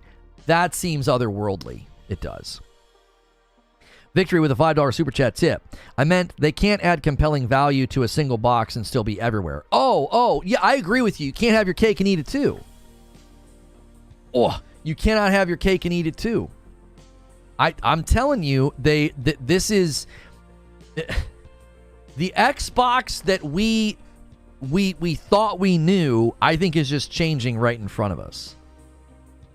Preacher says, could you please detail the points of why you view Game Pass as a subservice by itself differently than you do EA Play, Ubisoft Plus, or other standalone subservices? I see it being differently because Game Pass is going to become interwoven with xCloud gaming. And I also see it being very differently because EA Play and Ubisoft Plus don't give you day and date. So EA Play and Ubisoft Plus are not value destructive to day one sales for PlayStation. Game Pass currently is in its form. They did day and date with Lies of P. They do day and date with their own first party. And that's a problem for PlayStation. EA Play doesn't do that. Ubisoft Plus doesn't do that. They're giving you a discount. They're giving you a backlog, but they're not saying, yeah, you don't have to buy the latest Madden. You don't have to buy the latest this or that. Now, they started doing that with Mirage, and they did that with the most recent thing. Like for $15 a month, you can get those games, but you typically, don't you have to do that through their website? EA Play Pro does. Yeah, that's right. EA Play Pro does, like their highest level does. So that would be the only way that Game Pass would leverage that. For $10 a month, they give you day and date. Like EA Play, you got to go to their highest level. You can't just get EA Play and get day and date. You have to go to their highest level subscription. And do they give you that on PlayStation? I thought that was only on PC. Ubisoft Plus does it, but I think you have to do it through Ubi. Can you do that on PlayStation? Can I right now go through my PlayStation, sign up for Ubisoft Plus, and not buy Assassin's Creed Mirage? EA Play doesn't have other people's games on their subservice. There's the difference. That's also true, right? Ubisoft is offering Ubisoft games. EA is offering EA games. Xbox Game Pass has other publishers' games, like Lies of P. It's only on PC for EA. Right, so that's what I'm saying is, like, that's not contrary. Like, I can't see PlayStation being like, yeah, you don't have to buy the latest EA game on our platform. They wouldn't want to do that. That's contrary to their business model. Sorry, I'm at work. Give me some time. Okay, Air Diamonds, no worries. I'm genuinely curious what you think. I think saying wanting to have Xbox games everywhere is the same when Phil wanting to buy Nintendo. I think he's expressing that they are making aggressive push out of the Xbox console. So you're in agreement with me then, Erodimus. You're in agreement that they're looking at the Xbox console and saying, no, our property needs to go everywhere. This is not the focus anymore. What do they suck as a third-party publisher? Not like they have a good track record with being a publisher. I mean, I have my own concerns about them suddenly being a publisher because I was told by someone, I can't tell you who, but there is somebody who works at Blizzard, and it came down that the contract policy of Microsoft will apply. They can only be on a contract for 18 months. Gifted member from Joker Quinn, thank you so much. And because they're on that contract policy, Blizzard already had the same policy because Blizzard's a lot like Microsoft. They're not very nice, right? So Blizzard had the same contract policy. You can only be on a contract for 18 months, and then you got to go. The buffer, though, for Blizzard was 3 months. So you'd be on for 18 months, you got to go, and then you could come back 3 months later. That buffer is now 6 months because that's Microsoft's policy. What that means is every studio, every team, every developer under Microsoft's ownership is now falling under that, and that absolutely murdered Halo Infinite. The autopsy of Halo Infinite in 343 made it very clear roughly half the staff was on a contract, and the people that worked there were like, it was terrible. We had people leaving every 18 months. It was awful for vision and cohesion and getting the project ready to go. And so Microsoft just bought a huge portion of the market, and they're going to make all these devs fall under the same policy. I think that's going to be tectonic and damaging. I think it's going to be bad. I don't have a problem with Xbox. I have a problem with Microsoft. They're very different. And I said for a long time, I think that a lot of people look at Xbox and they're like, I like this brand. I like Halo. I've liked my Xbox and my Xbox controller, and I resonate with that because I had a 360, and that's where I built my library, and that's where I built my friends list, and that's where I played games, for a long, long time. That was my primary gaming home. So I resonate with that feeling. But if you look behind Xbox and you look at Microsoft, it's like Microsoft's bad for gaming. It's not Xbox, it's Microsoft. There's a big difference. What's the rationale for the policy? It's a recipe for failure. I agree with you. It is a recipe for failure. The rationale is they don't want to pay people benefits. What do you mean? Bots say Halo Infinite is doing just fine. I'm not interested in name calling and calling people bots. Halo Infinite is doing better. It did terribly in the wake of its launch, and people that were curious about that found a tell-all from Jason Schreier that indicated the game barely launched. And they didn't have enough people, basically, to work on the game in a cohesive way because every 18 months they were losing large portions of their workforce. Half the staff was on a contract. I want you to imagine in a development environment losing people that often. And see, every time we would talk about this, I would be talking to a guy that was, super in support of Xbox and liked Halo, and they would act like that's no big deal. And I'm like, but this is a big deal. This is a big deal. This is destructive to creative process. They don't want to be caught misclassifying employees again. Yeah, I mean, Microsoft, again, this is not Xbox. Microsoft was sued, and then they just came out with this policy to get around. They don't want to pay people. They don't want to pay people benefits. King Sovereign for 14 months of membership.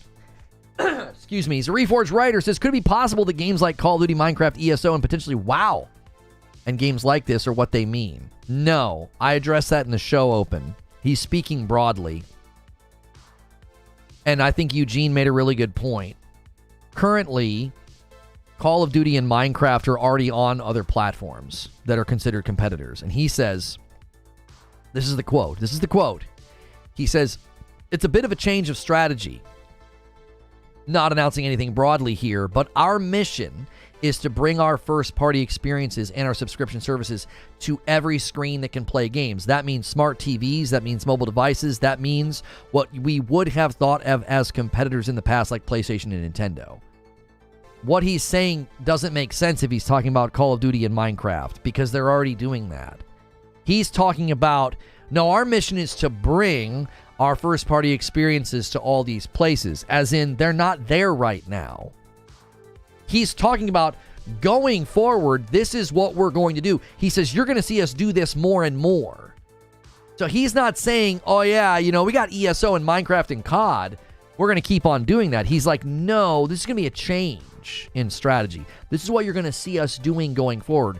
We're going to bring our first-party experiences and subscription services everywhere that a game can be played. Yo, King Thrash is in the chat with a $5 super chat tip. Says, one day we do need to have a conversation on this. A lot of our thoughts line up. Would like to pick your brain on a few topics. I mean, I would be fine with that. If you want to come on my show, I think you'd have a hard time. You'd have to really rein in the vocab. I mean, you probably are able to do that for your work, I'm assuming. I run a safe for work operation. Maybe we'll do it on. Maybe we'll do it on your channel. but that'd be fun. That'd be fun. Listen, I would love to start getting people on both sides. Okay, I want to have a green and blue show. I want to have a show that we maybe do on a regular basis, maybe once a month or something, where we bring on a guy that's like big time cheering for blue and big time cheering for green. And I'm kind of in the middle as the host. I'm not saying I'm in the middle. I've never tried to claim like I'm some neutral. I have my biases. I lean blue. I love green. I would love for them to be doing better this gen, right? I've never tried to be like, I'm totally neutral and have no biases. I've never said that. I certainly lean. But I would be more in the middle as the host of like, let's talk about the recent news or the recent developments or whatever. Because I'm really interested in what the hardcore Xbox, podcasts and channels, I'm super interested in what they think about what this guy said. Thank you, Lono. Many are assuming Tim's comments mean status quo. I don't know how you could take his comments as status quo because he's talking about going forward. I never cuss on other people's channels without permission. Well, then we could probably do something. This Friday, my usual compadre can't join me. This Friday at noon, I usually do a show with 30 and Still Gaming. He's not able to be here. Series X console's okay, but why buy one if you have a PC already? You can play the games also. Well, here's the thing. I get asked that a lot. They're like, well, why'd you buy a Series X if you have, a good PC? Well, for the convenience of it.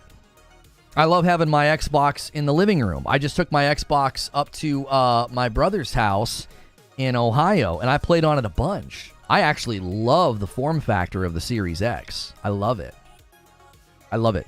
I box it up. I take it. Yeah, I was just about to ask King Thrash, what are you doing tomorrow at noon Eastern? Yeah. Let's get some of the boys on and just start having discussions and not, I want to be more of a, not that I am neutral, but create like maybe not a neutral ground. That's not the right word. Create a table that people can come to, and have conversations instead of yelling at each other all the time, How'd the portal work while out of town? It worked well.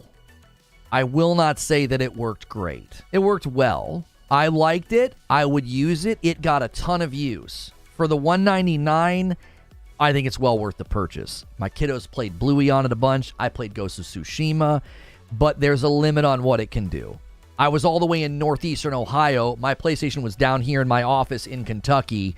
And it was impossible to play Returnal effectively. I played co-op with my nephew. It was impossible to play effectively. So that's where it's like, you got to limit what you do with it or you're going to have a bad time. There are people putting out videos. Acting like, oh, this thing's flawless. You can play it anywhere as long as you have Wi-Fi. No, that's not true. You can play it anywhere there's Wi-Fi within reason. You can play certain games. You ain't going to play Sekiro or Returnal. You're not going to play games like that, anywhere there's Wi-Fi. I'll know later today. I'll hit you up on Twitter. All right, Thrash, I'll look for it. And my bad on not getting my lists to you for the show that you do. That's my bad. I've just been really busy. It's really hard for me to do anything extra right now. And I felt bad about that. Like I realized you tweeted about me yesterday and I had to laugh. He's like, Reforge Gaming leaves the console war the same day that Xbox leaves consoles. And I was like, it's not my fault. I didn't do this.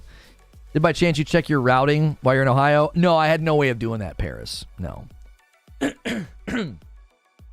I mean, I guess I could have got out the laptop and done it, but the average consumer is not going to do that. And so I just based it off of my experience. And it worked well. It wasn't great. It worked well. It did the job. And it got a ton of use. It was used every single day. It is a fantastic device. For $199, it's the price of a controller. People are like, I don't get why people are doing this. You can get a controller for your phone and do it on your phone. And I'm like, I spent the cost of a DualSense Edge or an Xbox Elite controller, and I can take this thing with me everywhere, and it gets tons of use. As a consumer, I've received more than enough value for my purchase. If you don't want it, great. If you don't need it, great. The Reforge took his PS5 with him. Well, I have two PS5s. I have a PS5 here in the studio, and then I took a PS5 with me there. When I used the portal in Ohio, it was remoting all the way back here to the PlayStation in Kentucky. And yeah, my PlayStation 5 was hardwired. Yeah, it's hardwired right now into it. I made sure that the PlayStation and the router and the modem was all on the battery backup in case there was any kind of a power outage while I was gone. I wouldn't lose power. They wouldn't shut off. And it's hardwired in. And it was good. It ran well. There were certain things that just did not work very well. Again, Returnal is pretty demanding. Returnal is pretty tough. It's pretty tight. It's pretty, it's a game that you if you're going to play it over cloud streaming or remote play, you're going to potentially encounter issues. Any bit of lag or latency is going to make it tough. Almost no one is going to be able to optimize or change settings of routers when traveling. You are most of the time going to have to use it as it is, and that experience isn't always going to be a great experience. Yeah, I actually had a more consistent experience on the hotel Wi-Fi but I was closer to home. I was only an hour away. I wasn't 5 hours away. Kill You jumps back in as a member. Thank you so much. I saw someone who took a Switch, sideloaded Android OS, and ran Steam Link with it. I would bet someone hacks the portal in a year to allow it to remote PC play. How's the battery life? I think the battery life's great. I didn't actually get out like a clock and track how long it worked, but I never once felt like it was dying too fast or anything. You know, multiple days. I think there was at least 2 days where it did not get charged. It was in the box and on. The screen was off. And it got played both of those days for a couple of hours, 2 or 3. So I think it got between 4 to 6 hours of playtime before it needed to be charged. Severin with a $5 super chat tip. When you make the majority of your money on software, putting games in other places does make more sense. I assume that's why PlayStation is expanding. Yeah, I feel like PlayStation's doing a similar move, but in a different way. They're basically saying, hey, let's partner with someone who can help us get an arm in mobile, because mobile is just such a cash cow. So I feel that being like more of a lateral additive thing. And with Xbox, it doesn't feel like a lateral additive thing. It feels like a jettison. Like we bought all this property, now we're going to jettison out and be more of a publisher. It feels very different. But I think the spirit is the same, Severin. I think what you're saying is true. I think the spirit is the same. It's like there's so much money to be made outside of the consoles. So PlayStation starts bringing their games to PC. PlayStation's partnering with a company that's going to help them with mobile. I also think that company has a lot of live service games coming, so that's also, you know, a coalescence. And I think Microsoft said, we lost the console fight, let's win the software fight. That's what we do. That's our skill set. We have marketing, we have experience, we have industry and institutional knowledge that will help us become a killer publisher. That's what I think their strategy is.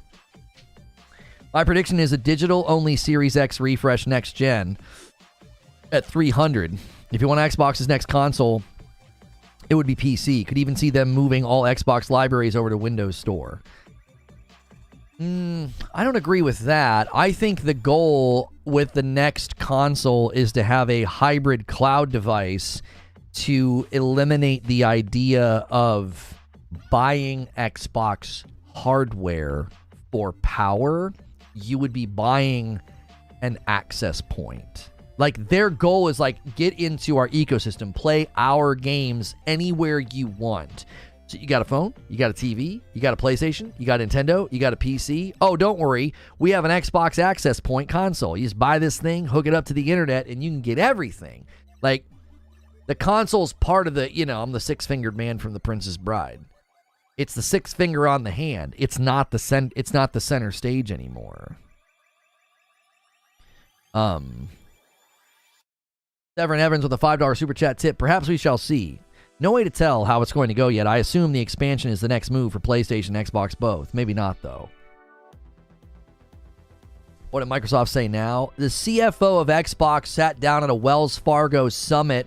If you're just tuning in, I can give you a bit of a recap, and indicated there will be a bit of a change of strategy going forward. They will be putting their first-party experiences and their subscription services on TVs, mobile devices, and even places that were previously thought as competitors like PlayStation and Nintendo.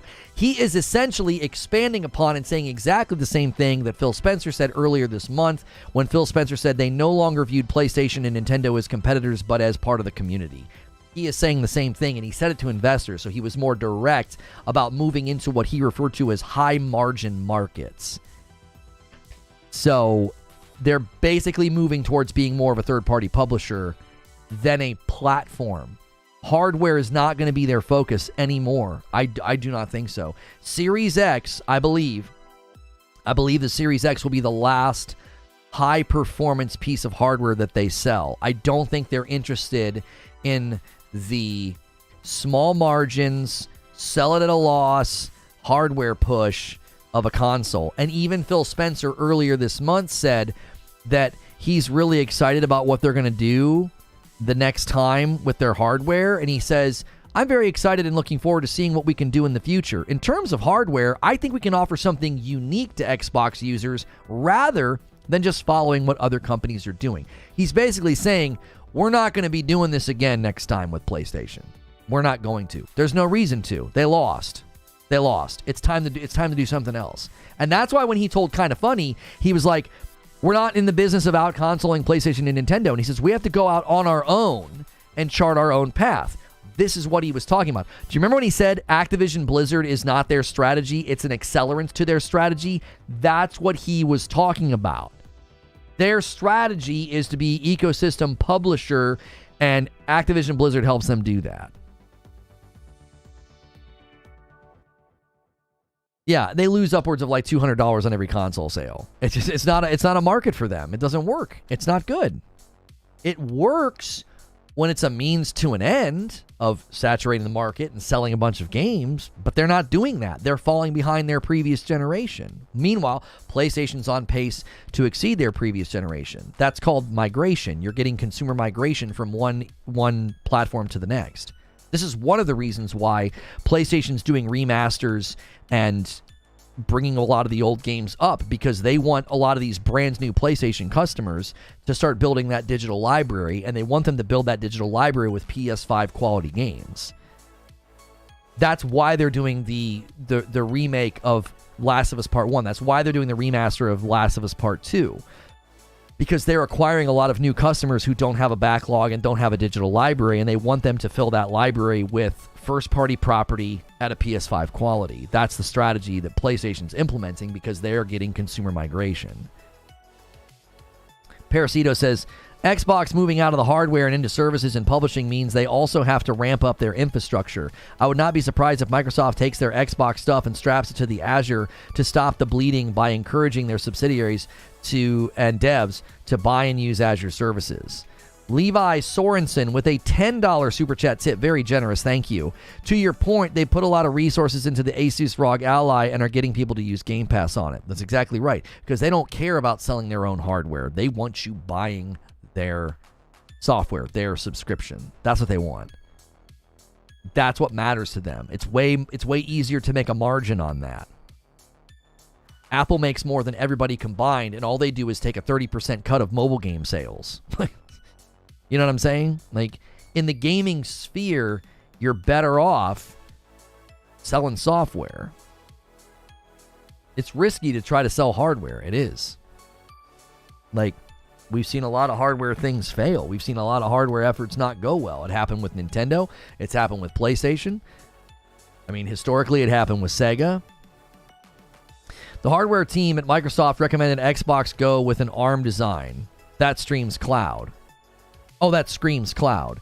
Yeah, that's the cloud hybrid console that I think is coming, Brap. I think that's the next console. It's a cloud hybrid. I think the marketing around it will center on being able to play any game instantly at high quality. I think that's what they're going to push. They're probably going to move away from, well, maybe not. I don't know.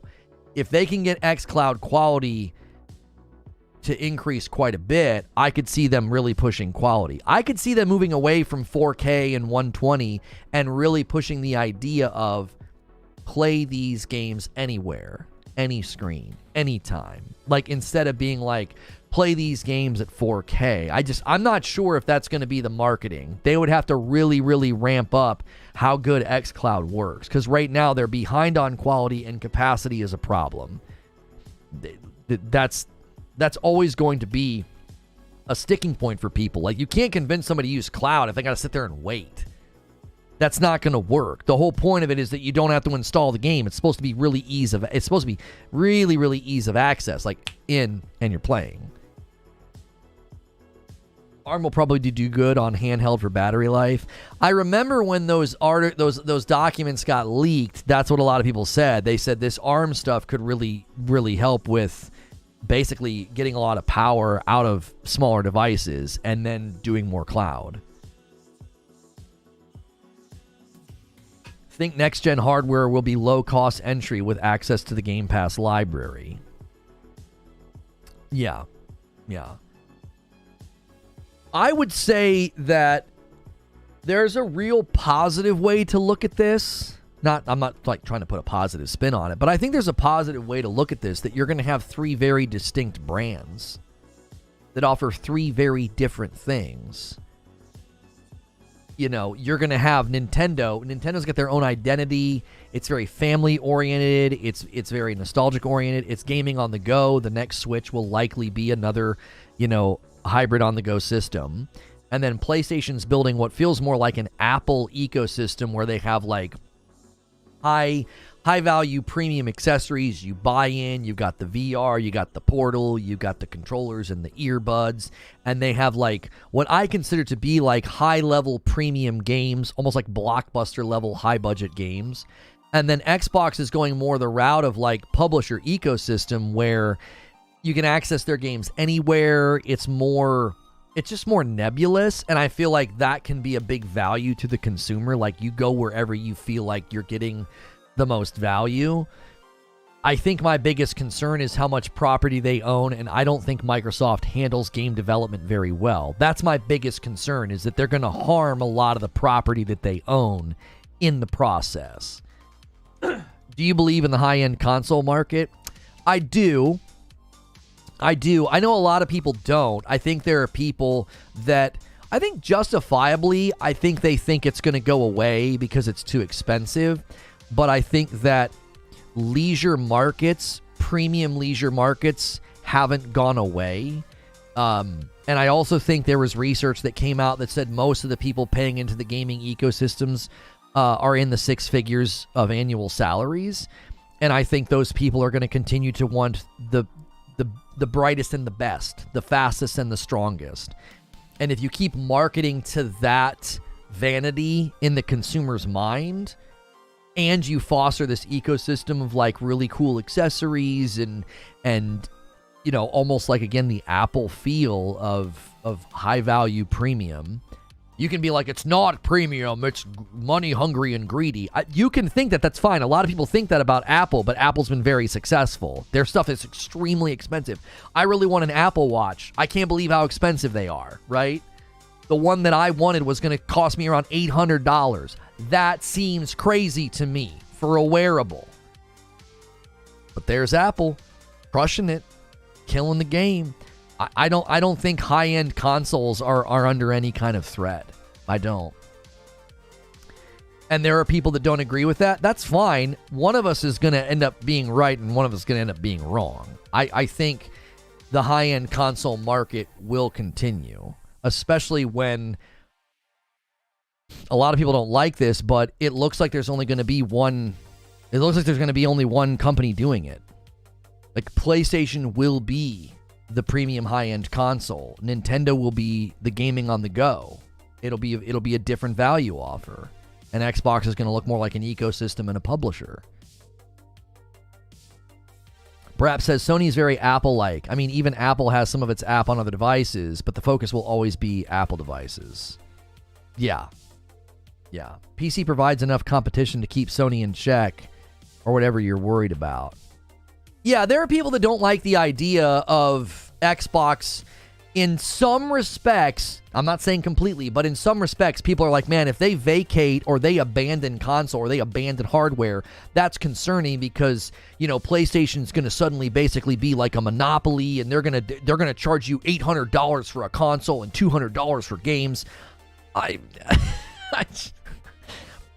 don't think so. I still think you have to have a healthy relationship with supply and demand, and you can hurt demand by charging too much, right?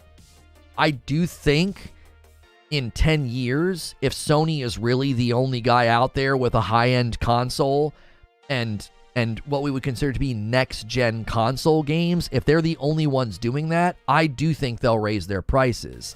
I think they'll do what Apple's done. I can't believe how much stuff costs when I go to the Apple store now. It's crazy. Why? Apple has built a very strong brand and a very strong product, and the market has bared it.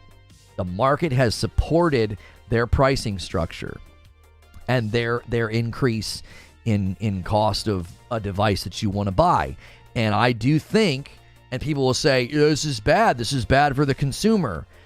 That's subjective. right? If you have willing consumers that are paying that money and getting devices and experiences and games that they think are great, your opinion about it being good or bad is totally fine. But again, it's subjective. Oh, I missed your renewal, Narwaffle. I'm sorry. 17 months for Narwaffle and a VIP says, the issue is if Xbox stops producing hardware and makes all Xbox gamers use the cloud, imagine the wait time to play games, and we already see busy times on Xbox Cloud Gaming. Can't see it working. Yeah, they got to have tech innovation on the horizon, Narwaffle. We also need better infrastructure. The internet infrastructure in America is terrible. You know, we need citywide fiber.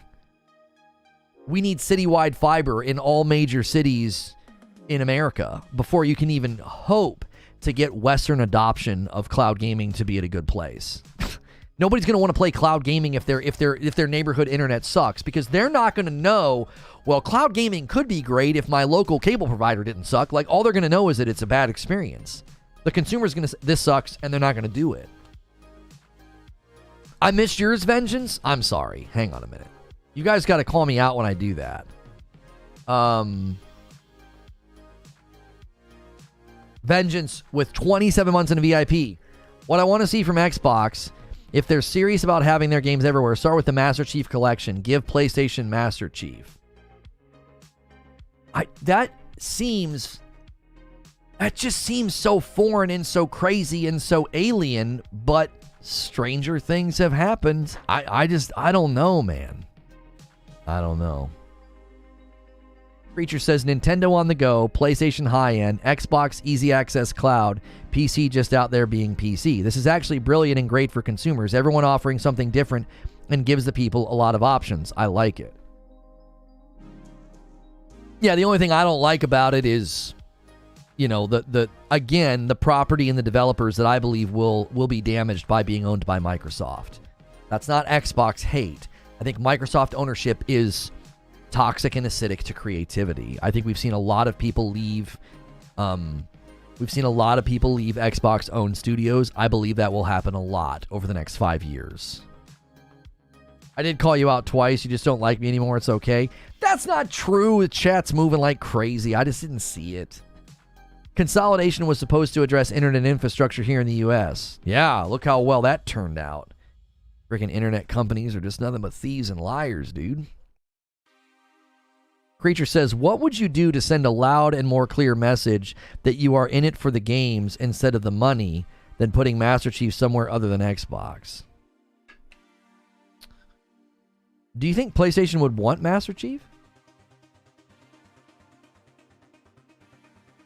I'm not saying they wouldn't. I'm just entertaining the idea that they might say no. Hey, an order of coffee 10 minutes ago. Your name starts with the letter J. Picked up a triple threat. You can try all 3 flavors for $48. You actually save money if you want to try the light roast, the dark roast, and the Frickmas blend.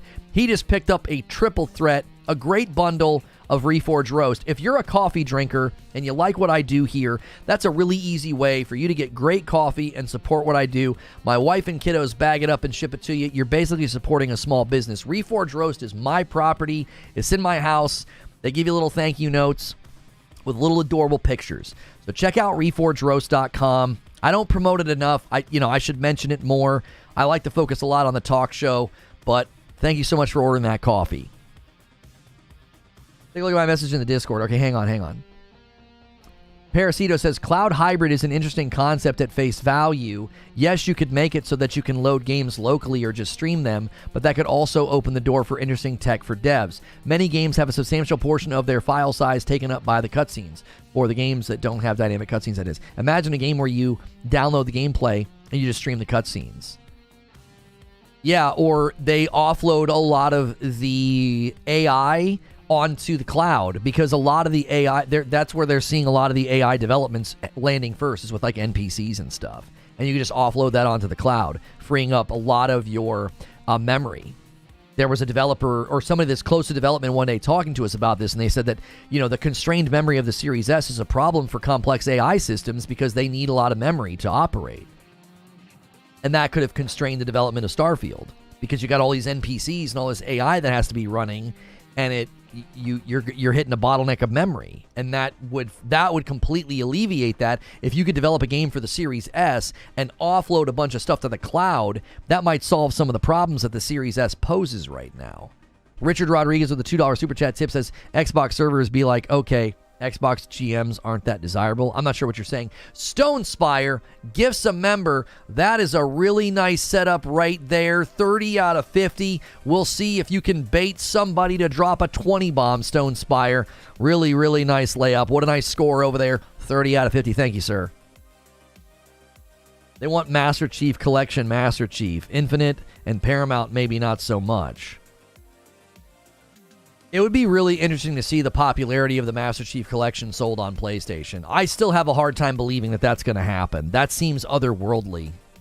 You know, that seems so bizarre. I don't know. The train of thought with AI and stuff being offloaded seems to come at the end of the line with Star Citizen and their upcoming server meshing tech. Yeah, kind of how like No Man's Sky influenced the market with procedural gen. You could see Star Citizen influence the market with that tech that they're working on. That could be a huge breakthrough. That could be a breakthrough for Xbox, especially. It really could. I didn't realize I've been wearing headphones this entire time. That could be a huge breakthrough for Xbox, because then they don't have to worry about having high-end hardware. You just need the cloud access point, and you could say, hey, you can offload so much onto the cloud, and it doesn't matter that the Series S is weak. It doesn't matter that the Series X is now old. Like, if the Series X and the S become quote-unquote old in the next, 6 or 7 years, if the cloud tech is able to be leveraged in that way, it wouldn't matter.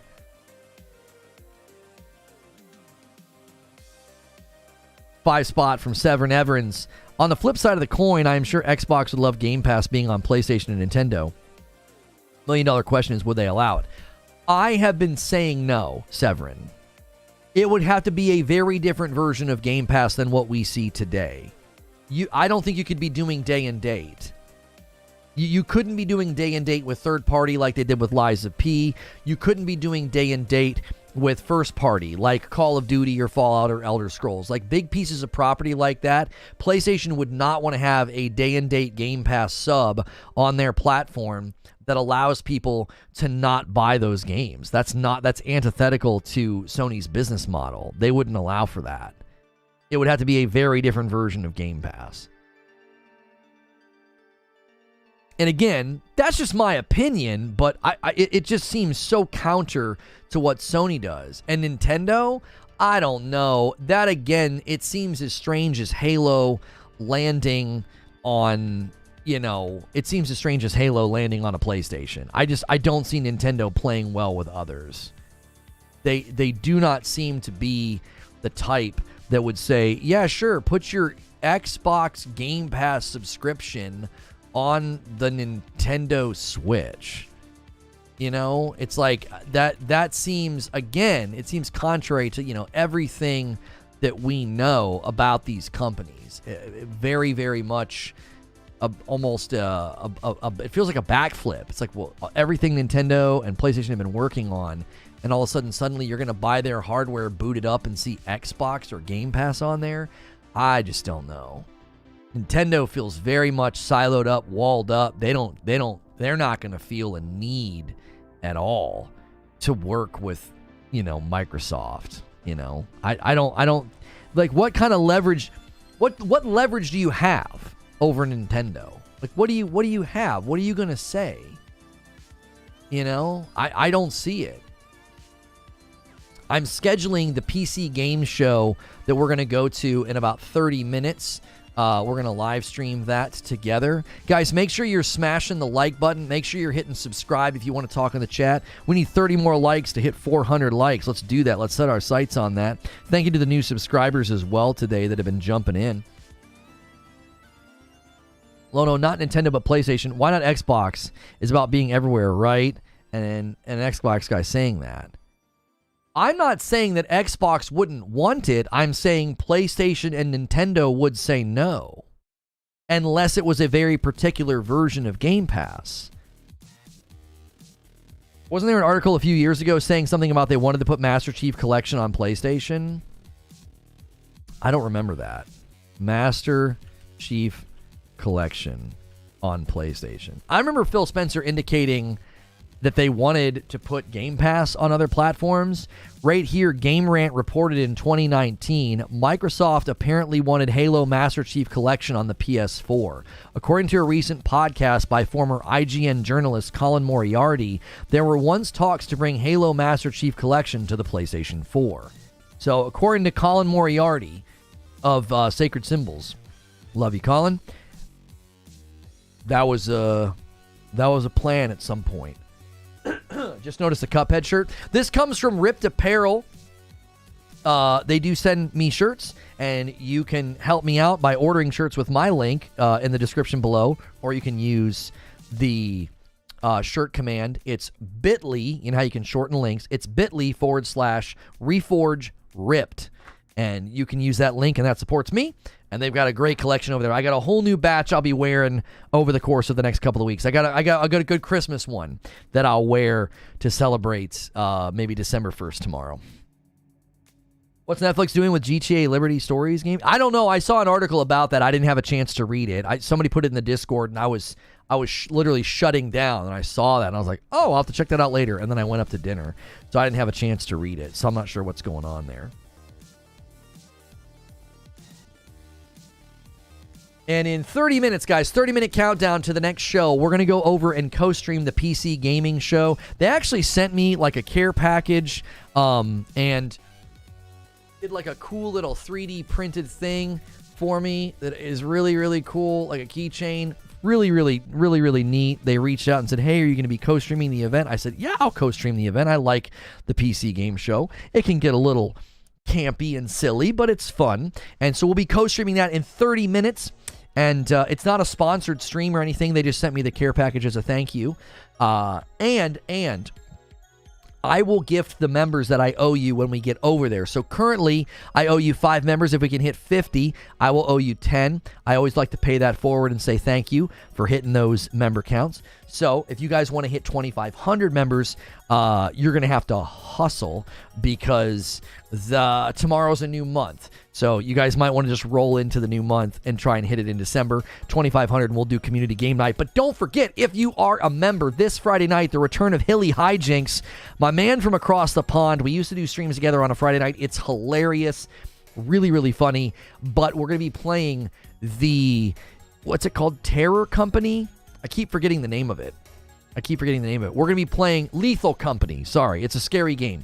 Lethal Company is a co-op scary game. We'll be playing that Friday night. So if you remember, don't forget, every Friday night you can hang out with me and my wife for fun games and fun times. But this Friday it's going to be me and Hilly. Severin Everins with another $10 super chat tip. Thank you for all the super chats today, by the way, guys. Really appreciate it. Severin Everins says, it brings up the biggest question. Once they go third party, if that happens, they're free to acquire whatever they like at that point. Would they consider it if they owned all third party IPs? There's too many companies in their way. There's Tencent, there's 2K. Yeah, I don't think so. I don't know if they'd be able to do that, to like own it all. Too many big companies out there, I think, that'd be in the way of that. Cliffo says round 2 of the players vote for the Game Awards and Starfield didn't make it. It's not surprising. We saw that thing circulating that said that Starfield was way down. Okay, so Player's Voice round 2. Which of your favorite game of the year? Player's Voice is 100% fan voted across 3 rounds. Vote up to 5 games this round. Hey, Hogwarts is still hanging in there, dude. I'm going to give Hogwarts some love. I'm going to give Liza P some love. I think that Liza P deserves some flowers, man. I really do. Obviously, I'm going to give Spider-Man some love. I'm going to give Cyberpunk Phantom Liberty. That's one of the... I beat that, you know. I took the time every night to play that one for a couple of weeks. Really enjoyed it. I think I put about 25 or 26 hours into this DLC alone. Really, really enjoyed it. I'm only going to vote for games that I put a decent amount of time into. So I'm going to give one there to Zelda. So there's the 5. I'm going to submit my votes. It's probably, again, going to end up going to Baldur's Gate 3. I think Baldur's Gate 3 is going to... Basically, they're going to take like every category. Player's voice, RPG, game of the year. Baldur's Gate cannot be stopped. So Hogwarts getting to the final would be wild. I think it'd be really cool if Hogwarts could pull it out. I really do. Because we were looking at review scores of Hogwarts Legacy and Lies of P yesterday, and the user scores are significantly higher than the review outlets. And I always find that to be interesting. That to me says the game was better than the review outlets got it. I trust user score aggregates more than I do like OpenCritic and Metacritic. I think OpenCritic and Metacritic are good indications of what will get nominated because that's a representation of what the press thinks, but I ultimately think user scores are more valuable. And Lies of P and Hogwarts scored significantly better than what the press gave it. So when I was telling people that I didn't think Hogwarts would get nominated, it wasn't because I thought it didn't deserve it. It was because I was like, the press didn't score it high enough. It's not going to make it. And because of the jury process. It's why Lies of P didn't make it. Lies of P scored a 92% on Steam, and it's got a 94% on the PlayStation platform. And so the audiences are thinking very highly of those games. Yeah, the media doesn't, it's not infallible. There's going to be certain reasons why a game like Hogwarts or Lies of P, for whatever reason, just doesn't get the same scores, from the users. Yeah, I'm talking about the Pinocchio tax. Yes, there's clearly a Pinocchio tax. Like Lies of P didn't get the score from the review outlets that it did from the users. That's just interesting. Baldur's Gate 3 got it. They caught everyone at a great time too, right after Diablo 4. Mediocre, that's because Hogwarts is a mid-RPG game. I mean, I don't expect everybody to think that Hogwarts is as good as everybody else has scored it, but I think when a game pulls a score with the user base that's 10 points higher than an average with the critics, I think that's a telling sign that perhaps the review outlets lowered the score for other reasons. Right? If a game is scoring significantly higher with the users than the media, I think that's something to pay attention to. That's true of Lies of P and Hogwarts. The users scored it significantly higher than the outlets did. I don't know why it happened to Lies of P. I think we all know why it happened to Hogwarts. The false controversy and the lies, you're supporting bad organization. No, you're not. That was unsubstantiated and made up. But it made the rounds on Twitter, and it convinced people that they shouldn't play it and they should hate it and they should give it lower scores. Lies of P's scores don't make any sense to me at all. I don't get it. I don't know why the outlets didn't give it the same scores as the users. That one's a weird one to me. It's a weird one, especially in light of the fact that I had pretty high hopes for how Lords of the Fallen was going to do. I thought Lords of the Fallen was going to be a surprise hit this year, and it did fine, but it didn't blow the doors off. I thought it was going to surprise everybody. I thought that was the sleeper hit this year. I thought Lords of the Fallen was the sleeper hit, and it had some performance issues, it had some bugs and some glitches. I think studios are still figuring out how to leverage Unreal 5, but Lies of P, to me, if you look at the user scores, that's kind of the sleeper hit. That's the one that feels a little absent from the game, maybe the game of the year running. If I was to put one up there, because people are like, the Resident Evil remake shouldn't be up there. I actually put Lies of P up there just based off of the user scores alone. It's the breakout. Excuse me, it's like the breakout title this year. If not Lies of P, then Hi-Fi Rush or Final Fantasy 16. If you were to take the remake down, I don't think they should take the remake down. Right? There are people that think that, but I don't think that's needed. When Lies first released, a lot of people thought it was too difficult. I really, really liked it. I liked the perfect block. It really reminded me of Sekiro. I got really good at the perfect block. I just don't have my palette for FromSoft games. It's just hard for me to play games with high fail rates, because when you can only play for like 45 minutes to an hour, that's literally a couple of tries at a boss, and you're like, yep, gotta try tomorrow, and my brain disengages. I'm just like, you know, I'm just more casual, you know? I think you gotta know the kind of gamer that you are, and I'm just more casual. I'm enjoying Returnal right now. I was enjoying Tsushima. I enjoyed, Phantom Liberty. Beat that. I was enjoying Final Fantasy 16. I'm kind of waiting for Final Fantasy 16. I'd love for it to get a performance patch for its performance mode. So I kind of put that game on hold and started playing Phantom Liberty. I beat Jedi Survivor. I thought that was great. But again, I'm just more casual now. Like, I enjoy a game like Jedi Survivor significantly more than Lies of P. So it might be time to transition to being a mobile gamer. You disgust me.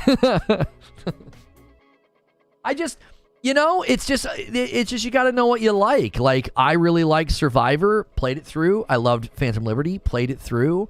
I was going to play through 16, but again, other games came out. Like when they fixed Survivor, I really loved it and wanted to go back to it. So I went back to it and put Final Fantasy 16 on hold. And I was loving 16 for the same reason. I could just kind of play it casually. And it's hard to play a game like Lies of P casually, because if you don't kind of stay on top of it, you're going to lose your muscle memory, your reflexes. Like, you're going to struggle. Did you finish Remnant 2? Oh, Remnant 2 to me is like Assassin's Creed Mirage. It's in like a backlog for me. I loved Remnant 2. I was really, really enjoying it. But other games came out, and I started playing those. Final Fantasy 16, Phantom Liberty. I played and beat Spider-Man 2 off stream. Like, I've actually carved out as much time as I possibly can this year for games, because it's just, I was head coaching my daughter's soccer team. That made it tough. Evenings get eaten, evenings get eaten up as a dad. They get gobbled up, and before you blink, and it's like time to go to bed, It's really, really hard when you're in a season of life when you have all these other responsibilities. I've had people give me a lot of grief about that, and I think a lot of them ignore the games that I have played and I have beat. But they're also ignoring the fact that, like, when you're in certain seasons of life, you just can't play games as much, What do you want me to do? What do you want me to do? I'm not living that bachelor life, There's trade-offs. I enjoy coaching my daughter's soccer team a whole lot more than, video games. That's just where I am. That's a higher priority for me, That season of life is so short. You talk to parents, and it's like, dude, you got to play less Bluey and more Remnant 2. I haven't played Bluey. That was my daughter. I probably have a bunch of trophies in Bluey. She was like, I did everything, and now I'm going back and getting 3 stars on stuff. And I'm like, good job, girl. And I was like, oh, wait, that's on my account. So, yeah, I'm going to have a lot of playtime in Bluey this year, and it's not me. People are like, this guy plays more Bluey than other game, man. This guy's a fraud, dude. He's full-time Bluey player. She was really liking it. Watching your Xbox, that Starfield presentation had me. Must admit, I haven't played it, but going by the wild. Any comments? I'm not sure what you're trying to say, Omar. You're saying you were really excited about Starfield, but you haven't played it? Bluey review roundup when? She's increasing your gaming cred. That's right. Lies of P made it in the top 10 for player's choice. No Starfield, though. Yeah, I think Lies of P will potentially even make it to the next round, I think it's just going to be really hard. I think Baldur's Gate 3 is going to take it. It's clear there's a massive amount of audience and support for that game. There just is. And that's great. I'm not upset about that. I think that's awesome. I think it's just going to be almost impossible to beat. Ken Pachi says, same. Just found out my wife is pregnant with our second. Yeah, like, you just go through seasons of life where, like, you just can't play as many games, And what Omar said this. He's up in the chat, Omar David. And, if folks want to weaponize that and misrepresent me and false frame me and lie about me because I'm in a season of life where I can't play a lot of video games, you know, that's fine. I think that's pretty vile, but, you know, that's what people are going to do. You know, that's how people decide to engage on the internet. Some people, that's just their thing. Some people obsessively watch speedrunners or guide videos. And some people are just, you know, they just enjoy being toxic. You know, that's just the way it is. Oh, you're saying based on how things evolved, it did not match up. I mean, I'm not going to try to convince you to play Starfield. I was coming around to it and enjoying it, and then I played Phantom Liberty, and I was like, this is like a superior RPG. Everybody's different. There are people that would never touch Cyberpunk and love Starfield. There are people that have put, you know, hundreds of hours into Starfield. It really comes down to your preferences, you know.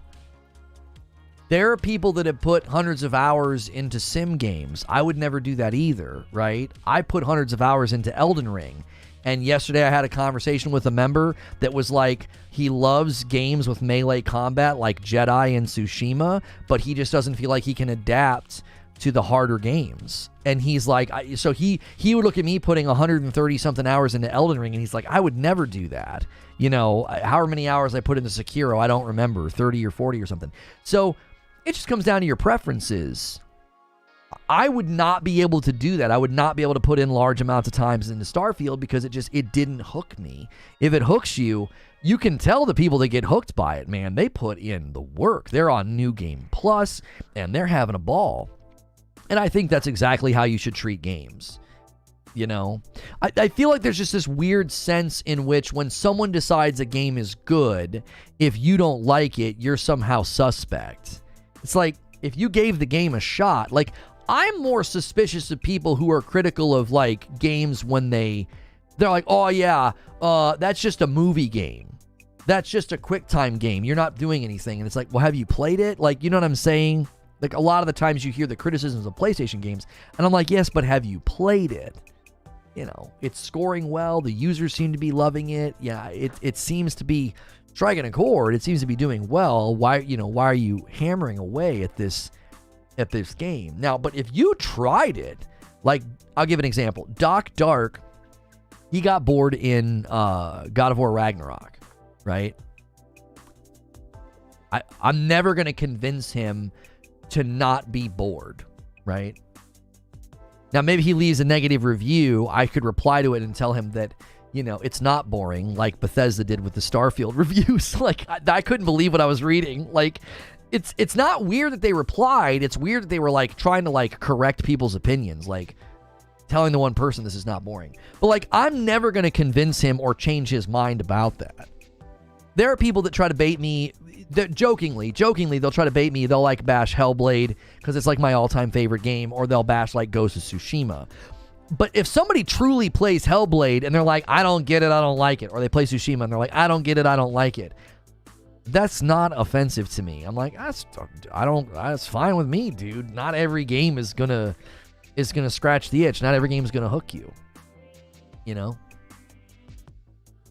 5 spot from Outsider. I felt I had to beat every game I bought before the new one. 100G Lords, I don't know, 1,000G. I don't know what you were trying to say. Lords to Remnant 2 to Mirage. Since the last 6 months, games have been hard to ignore. And then a 2 spot. I also bought a PS5 too, so yay, backlog for me. Yeah, my backlog's really full. Because I actually really liked AC Mirage more than I thought I was going to. And I was like, great. I now have another game to add to the backlog, you know. Game Right Army, what are they saying? Yeah, that was the video I saw this morning. I follow Game Right on Twitter. He's saying, warning, stay away from Batman Arkham Trilogy on the Switch. This is unplayable. Yeah. It's just clear that, you know, the next Switch is just going to have to offer... It's just going to have to offer the ability to get better performance, you know? They're gonna have to up the power, and from what we're hearing, that's a distinct possibility. You're trying Starfield, but it's putting me to sleep so far. The advice I've seen people give about enjoying Starfield is to stick to the main quest. There's a point in time where the main quest kind of turns a corner, and if you can get around that corner and you're starting to enjoy it, well, then you can start to branch out and do other, side quests and stuff. But if you can't get to that point, then it's fine. Just play something else, Don't force the issue. Like, that's one of the things where, if I'm not enjoying a game and it's not doing it for me, you just put it down. People are like, is this guy even a gamer? Well, yeah, I know what I like now. Like, are you even a fan of music if you have a certain couple of genres you like and you don't like the rest? Well, of course you're a fan of music. You just have acquired tastes and preferences, and that's what you like playing now. Now, sometimes your preferences will change. I used to hate rogues, and now I kind of love them. I love Returnal. It's one of my all-time favorite games, and I think rogues are perfect for VR. I love that Gazler's game on PSVR 2. It's so fun. But I also was really loving RoboQuest with my nephews. It's just so fun. Like, you can just get in a really fun play session. You get some cool unlocks. You'll be a little bit stronger next time. It's really fun. And I used to hate rogues. So sometimes it takes the right game to be the catalyst for you to be like, I didn't used to like these games. Like, for me, the catalyst to enjoying Souls games was Dark Souls 3. And then Sekiro was like transformational, because Sekiro almost broke my spirit, but I pressed on. There was almost a psychological, spiritual aspect to beating Sekiro because of everything I had been going through. Like, not giving up, not quitting, overcoming it it just was really special. And so that was a catalyst. But then Elden Ring kind of hurt Souls games for me, because I absolutely love the first half of Elden Ring. I think it's like perfect. It's perfection with respect to the Souls aspect and the bosses and the open world exploratory purpose. It's magnificent. Art direction, all of it. And then the back half after the Fire Giant, I'm just like, I don't like this. It gets into a rut with AoE and spam, and I'm just like, yeah, I just don't enjoy this.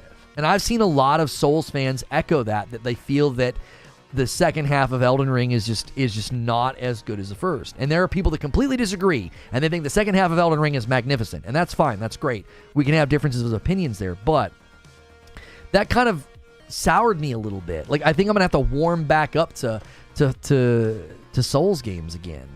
And some of it's just where I am. Like, I was able to really play the heck out of Elden Ring because we streamed it a bunch. And we're not there anymore. Like, I can't put in weeks of gameplay. Like, we can't do that like we used to. We don't have the time. We don't have the time blocked for it, and it just is. It's not really what our main offering. We're a talk show, and so that's very much like it's too big of a shift from what you guys like and what you guys want to tune in for, and so it makes it difficult to then play a Souls game, because you got to literally accept that I'm going to play for an hour and probably not win. And I don't like that. That's not satisfying for me. I like to play an hour in Jedi Survivor and move the story along and check some boxes and get some level ups. Like, that's just where I am. That's my preference. And knowing your preferences, I think, is how you enjoy games. I think these people that obsess over trophies and platinums and, they're trophy checking you, or they're saying you didn't finish a game or whatever, it doesn't feel like they enjoy games. It feels like for them, it's like a compulsion and they force it. And I think to them, it's a way to like go brag about, look what I did. And it's like, I don't think there's a lot of joy and mirth there. It feels very mechanical and cold. And it feels like it's attached to some weird sense of identity and ego. And I just don't think that's healthy. I think it's meant to be an outlet and a leisure activity. It's meant to be relaxing and fun. And that's how I treat it. So, I think that's a path to enjoying games more, personally. To treat them in that way. Hang on, I got a high chat. We got to go over to this PC gaming show in 6 minutes. I owe you guys 5 members. If you guys want to bump the line to 50, you've got some time. We could scramble in the next 6 minutes and go crazy if you want. If not, that's totally fine. Let's get the like count up, though. We're right at 400. I guarantee you we could hit 500. I bet you there's 100 people who haven't hit like yet. If you've been lurking, if you've been enjoying the show, don't forget to do that daily ritual. It helps me out, and it helps the video out, and it's free. So make sure you're doing all of the things.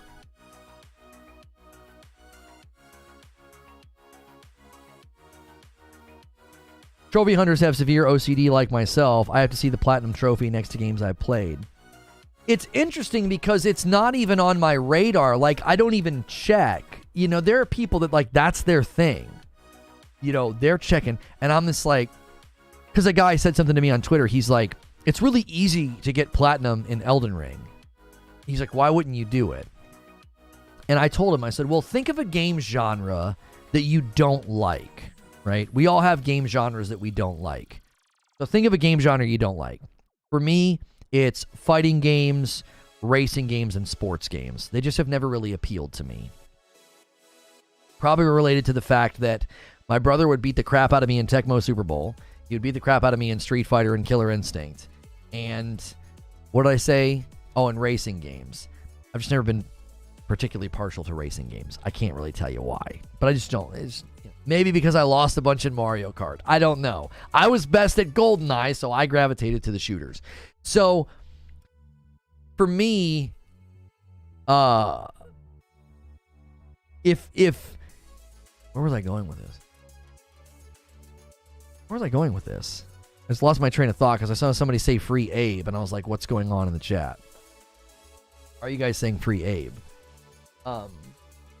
Oh, the trophy hunting. Right. So I told him, I said, think of a genre you don't like. And I'm going to ask you, well, why don't you play that genre of game? And you're going to be like, I just don't really enjoy it. Well, that's what it's like for me to trophy hunt. It feels like something from another world. It's like, I don't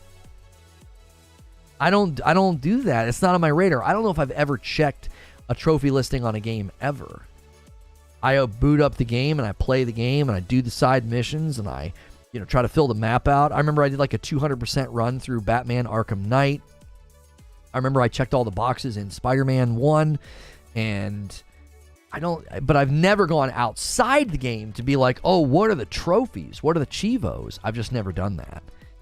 5 Spot from Outsider says, I feel attacked. I complete all achievements in games due to the price of games. And if I can get 90 hours plus, I get what I paid, but overall, it's a me. I think you meant to say it's a me thing. I'm going to imagine that you meant to say it's a me Mario at the end there. It's a me Mario. All right, hang on a second.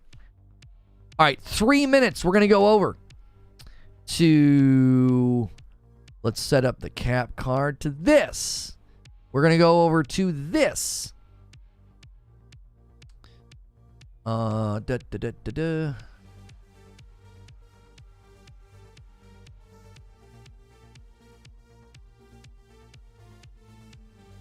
Does it make you happy? Does it hurt anyone else? That's my criteria for how you play. What if it makes you happy to hurt someone else? What about that?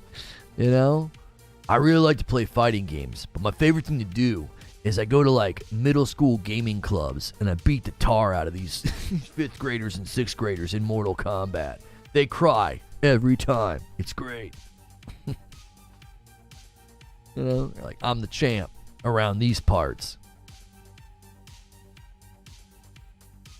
I'm defined as a trophy hunter. I will try to get the platinum if I'm close to getting a platinum, but otherwise I don't get it. Yeah, it just never appealed to me, I just think when someone values something and they get mad when someone else doesn't value it, I just think that smacks of insecurity. It's like, you're just insecure. Well, I like this and I do this and you don't, and therefore you're an idiot or you're dumb. And it's like, that just sounds insecure. It's like, you shouldn't feel threatened by somebody not liking something that you like. Like, that's, I don't know, it's just weird.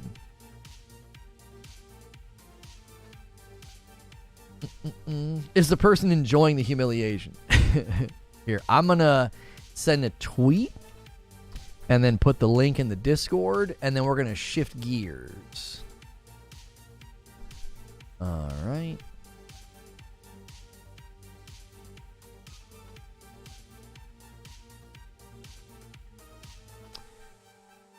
Apparently they have a bunch of games to show in this.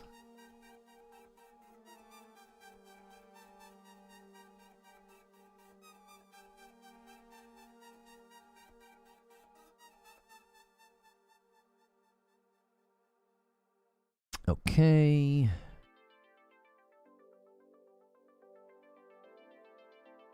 I'm going to put a link in chat. I'm also going to redirect you. Guys, smash like before we go over to this stream, and make sure you smash like when we get over there. Thanks so much for checking this out. This is going to be my co-stream of the PC Gaming Show Most Wanted, put on by PC Gamer. We really appreciate the fact that they sent us like a package, like a care package. This is not sponsored, but they just said, hey, you know, are you going to check out the PC Gaming Show? And I said, yeah, I'll co-stream it. And so they said, hey, thanks so much. We'll send you a care package. So this is not like sponsored or anything like that. And we do like to cover these events. So if you like PlayStation showcases or Nintendo or Xbox or the PC Gaming Show, make sure you hit subscribe and the bell button on this channel. Thank you, William Lewis, for the $5 super chat. Says, I'm the same way. I play a lot of games and I finish the story and such. But then some people say I'm not a real gamer because I don't get all the achievements. Yes, we were discussing previously about getting achievements in games. And does that mean you're not a gamer or didn't complete the game? I'm going to end the previous stream and redirect people over from our discussion about the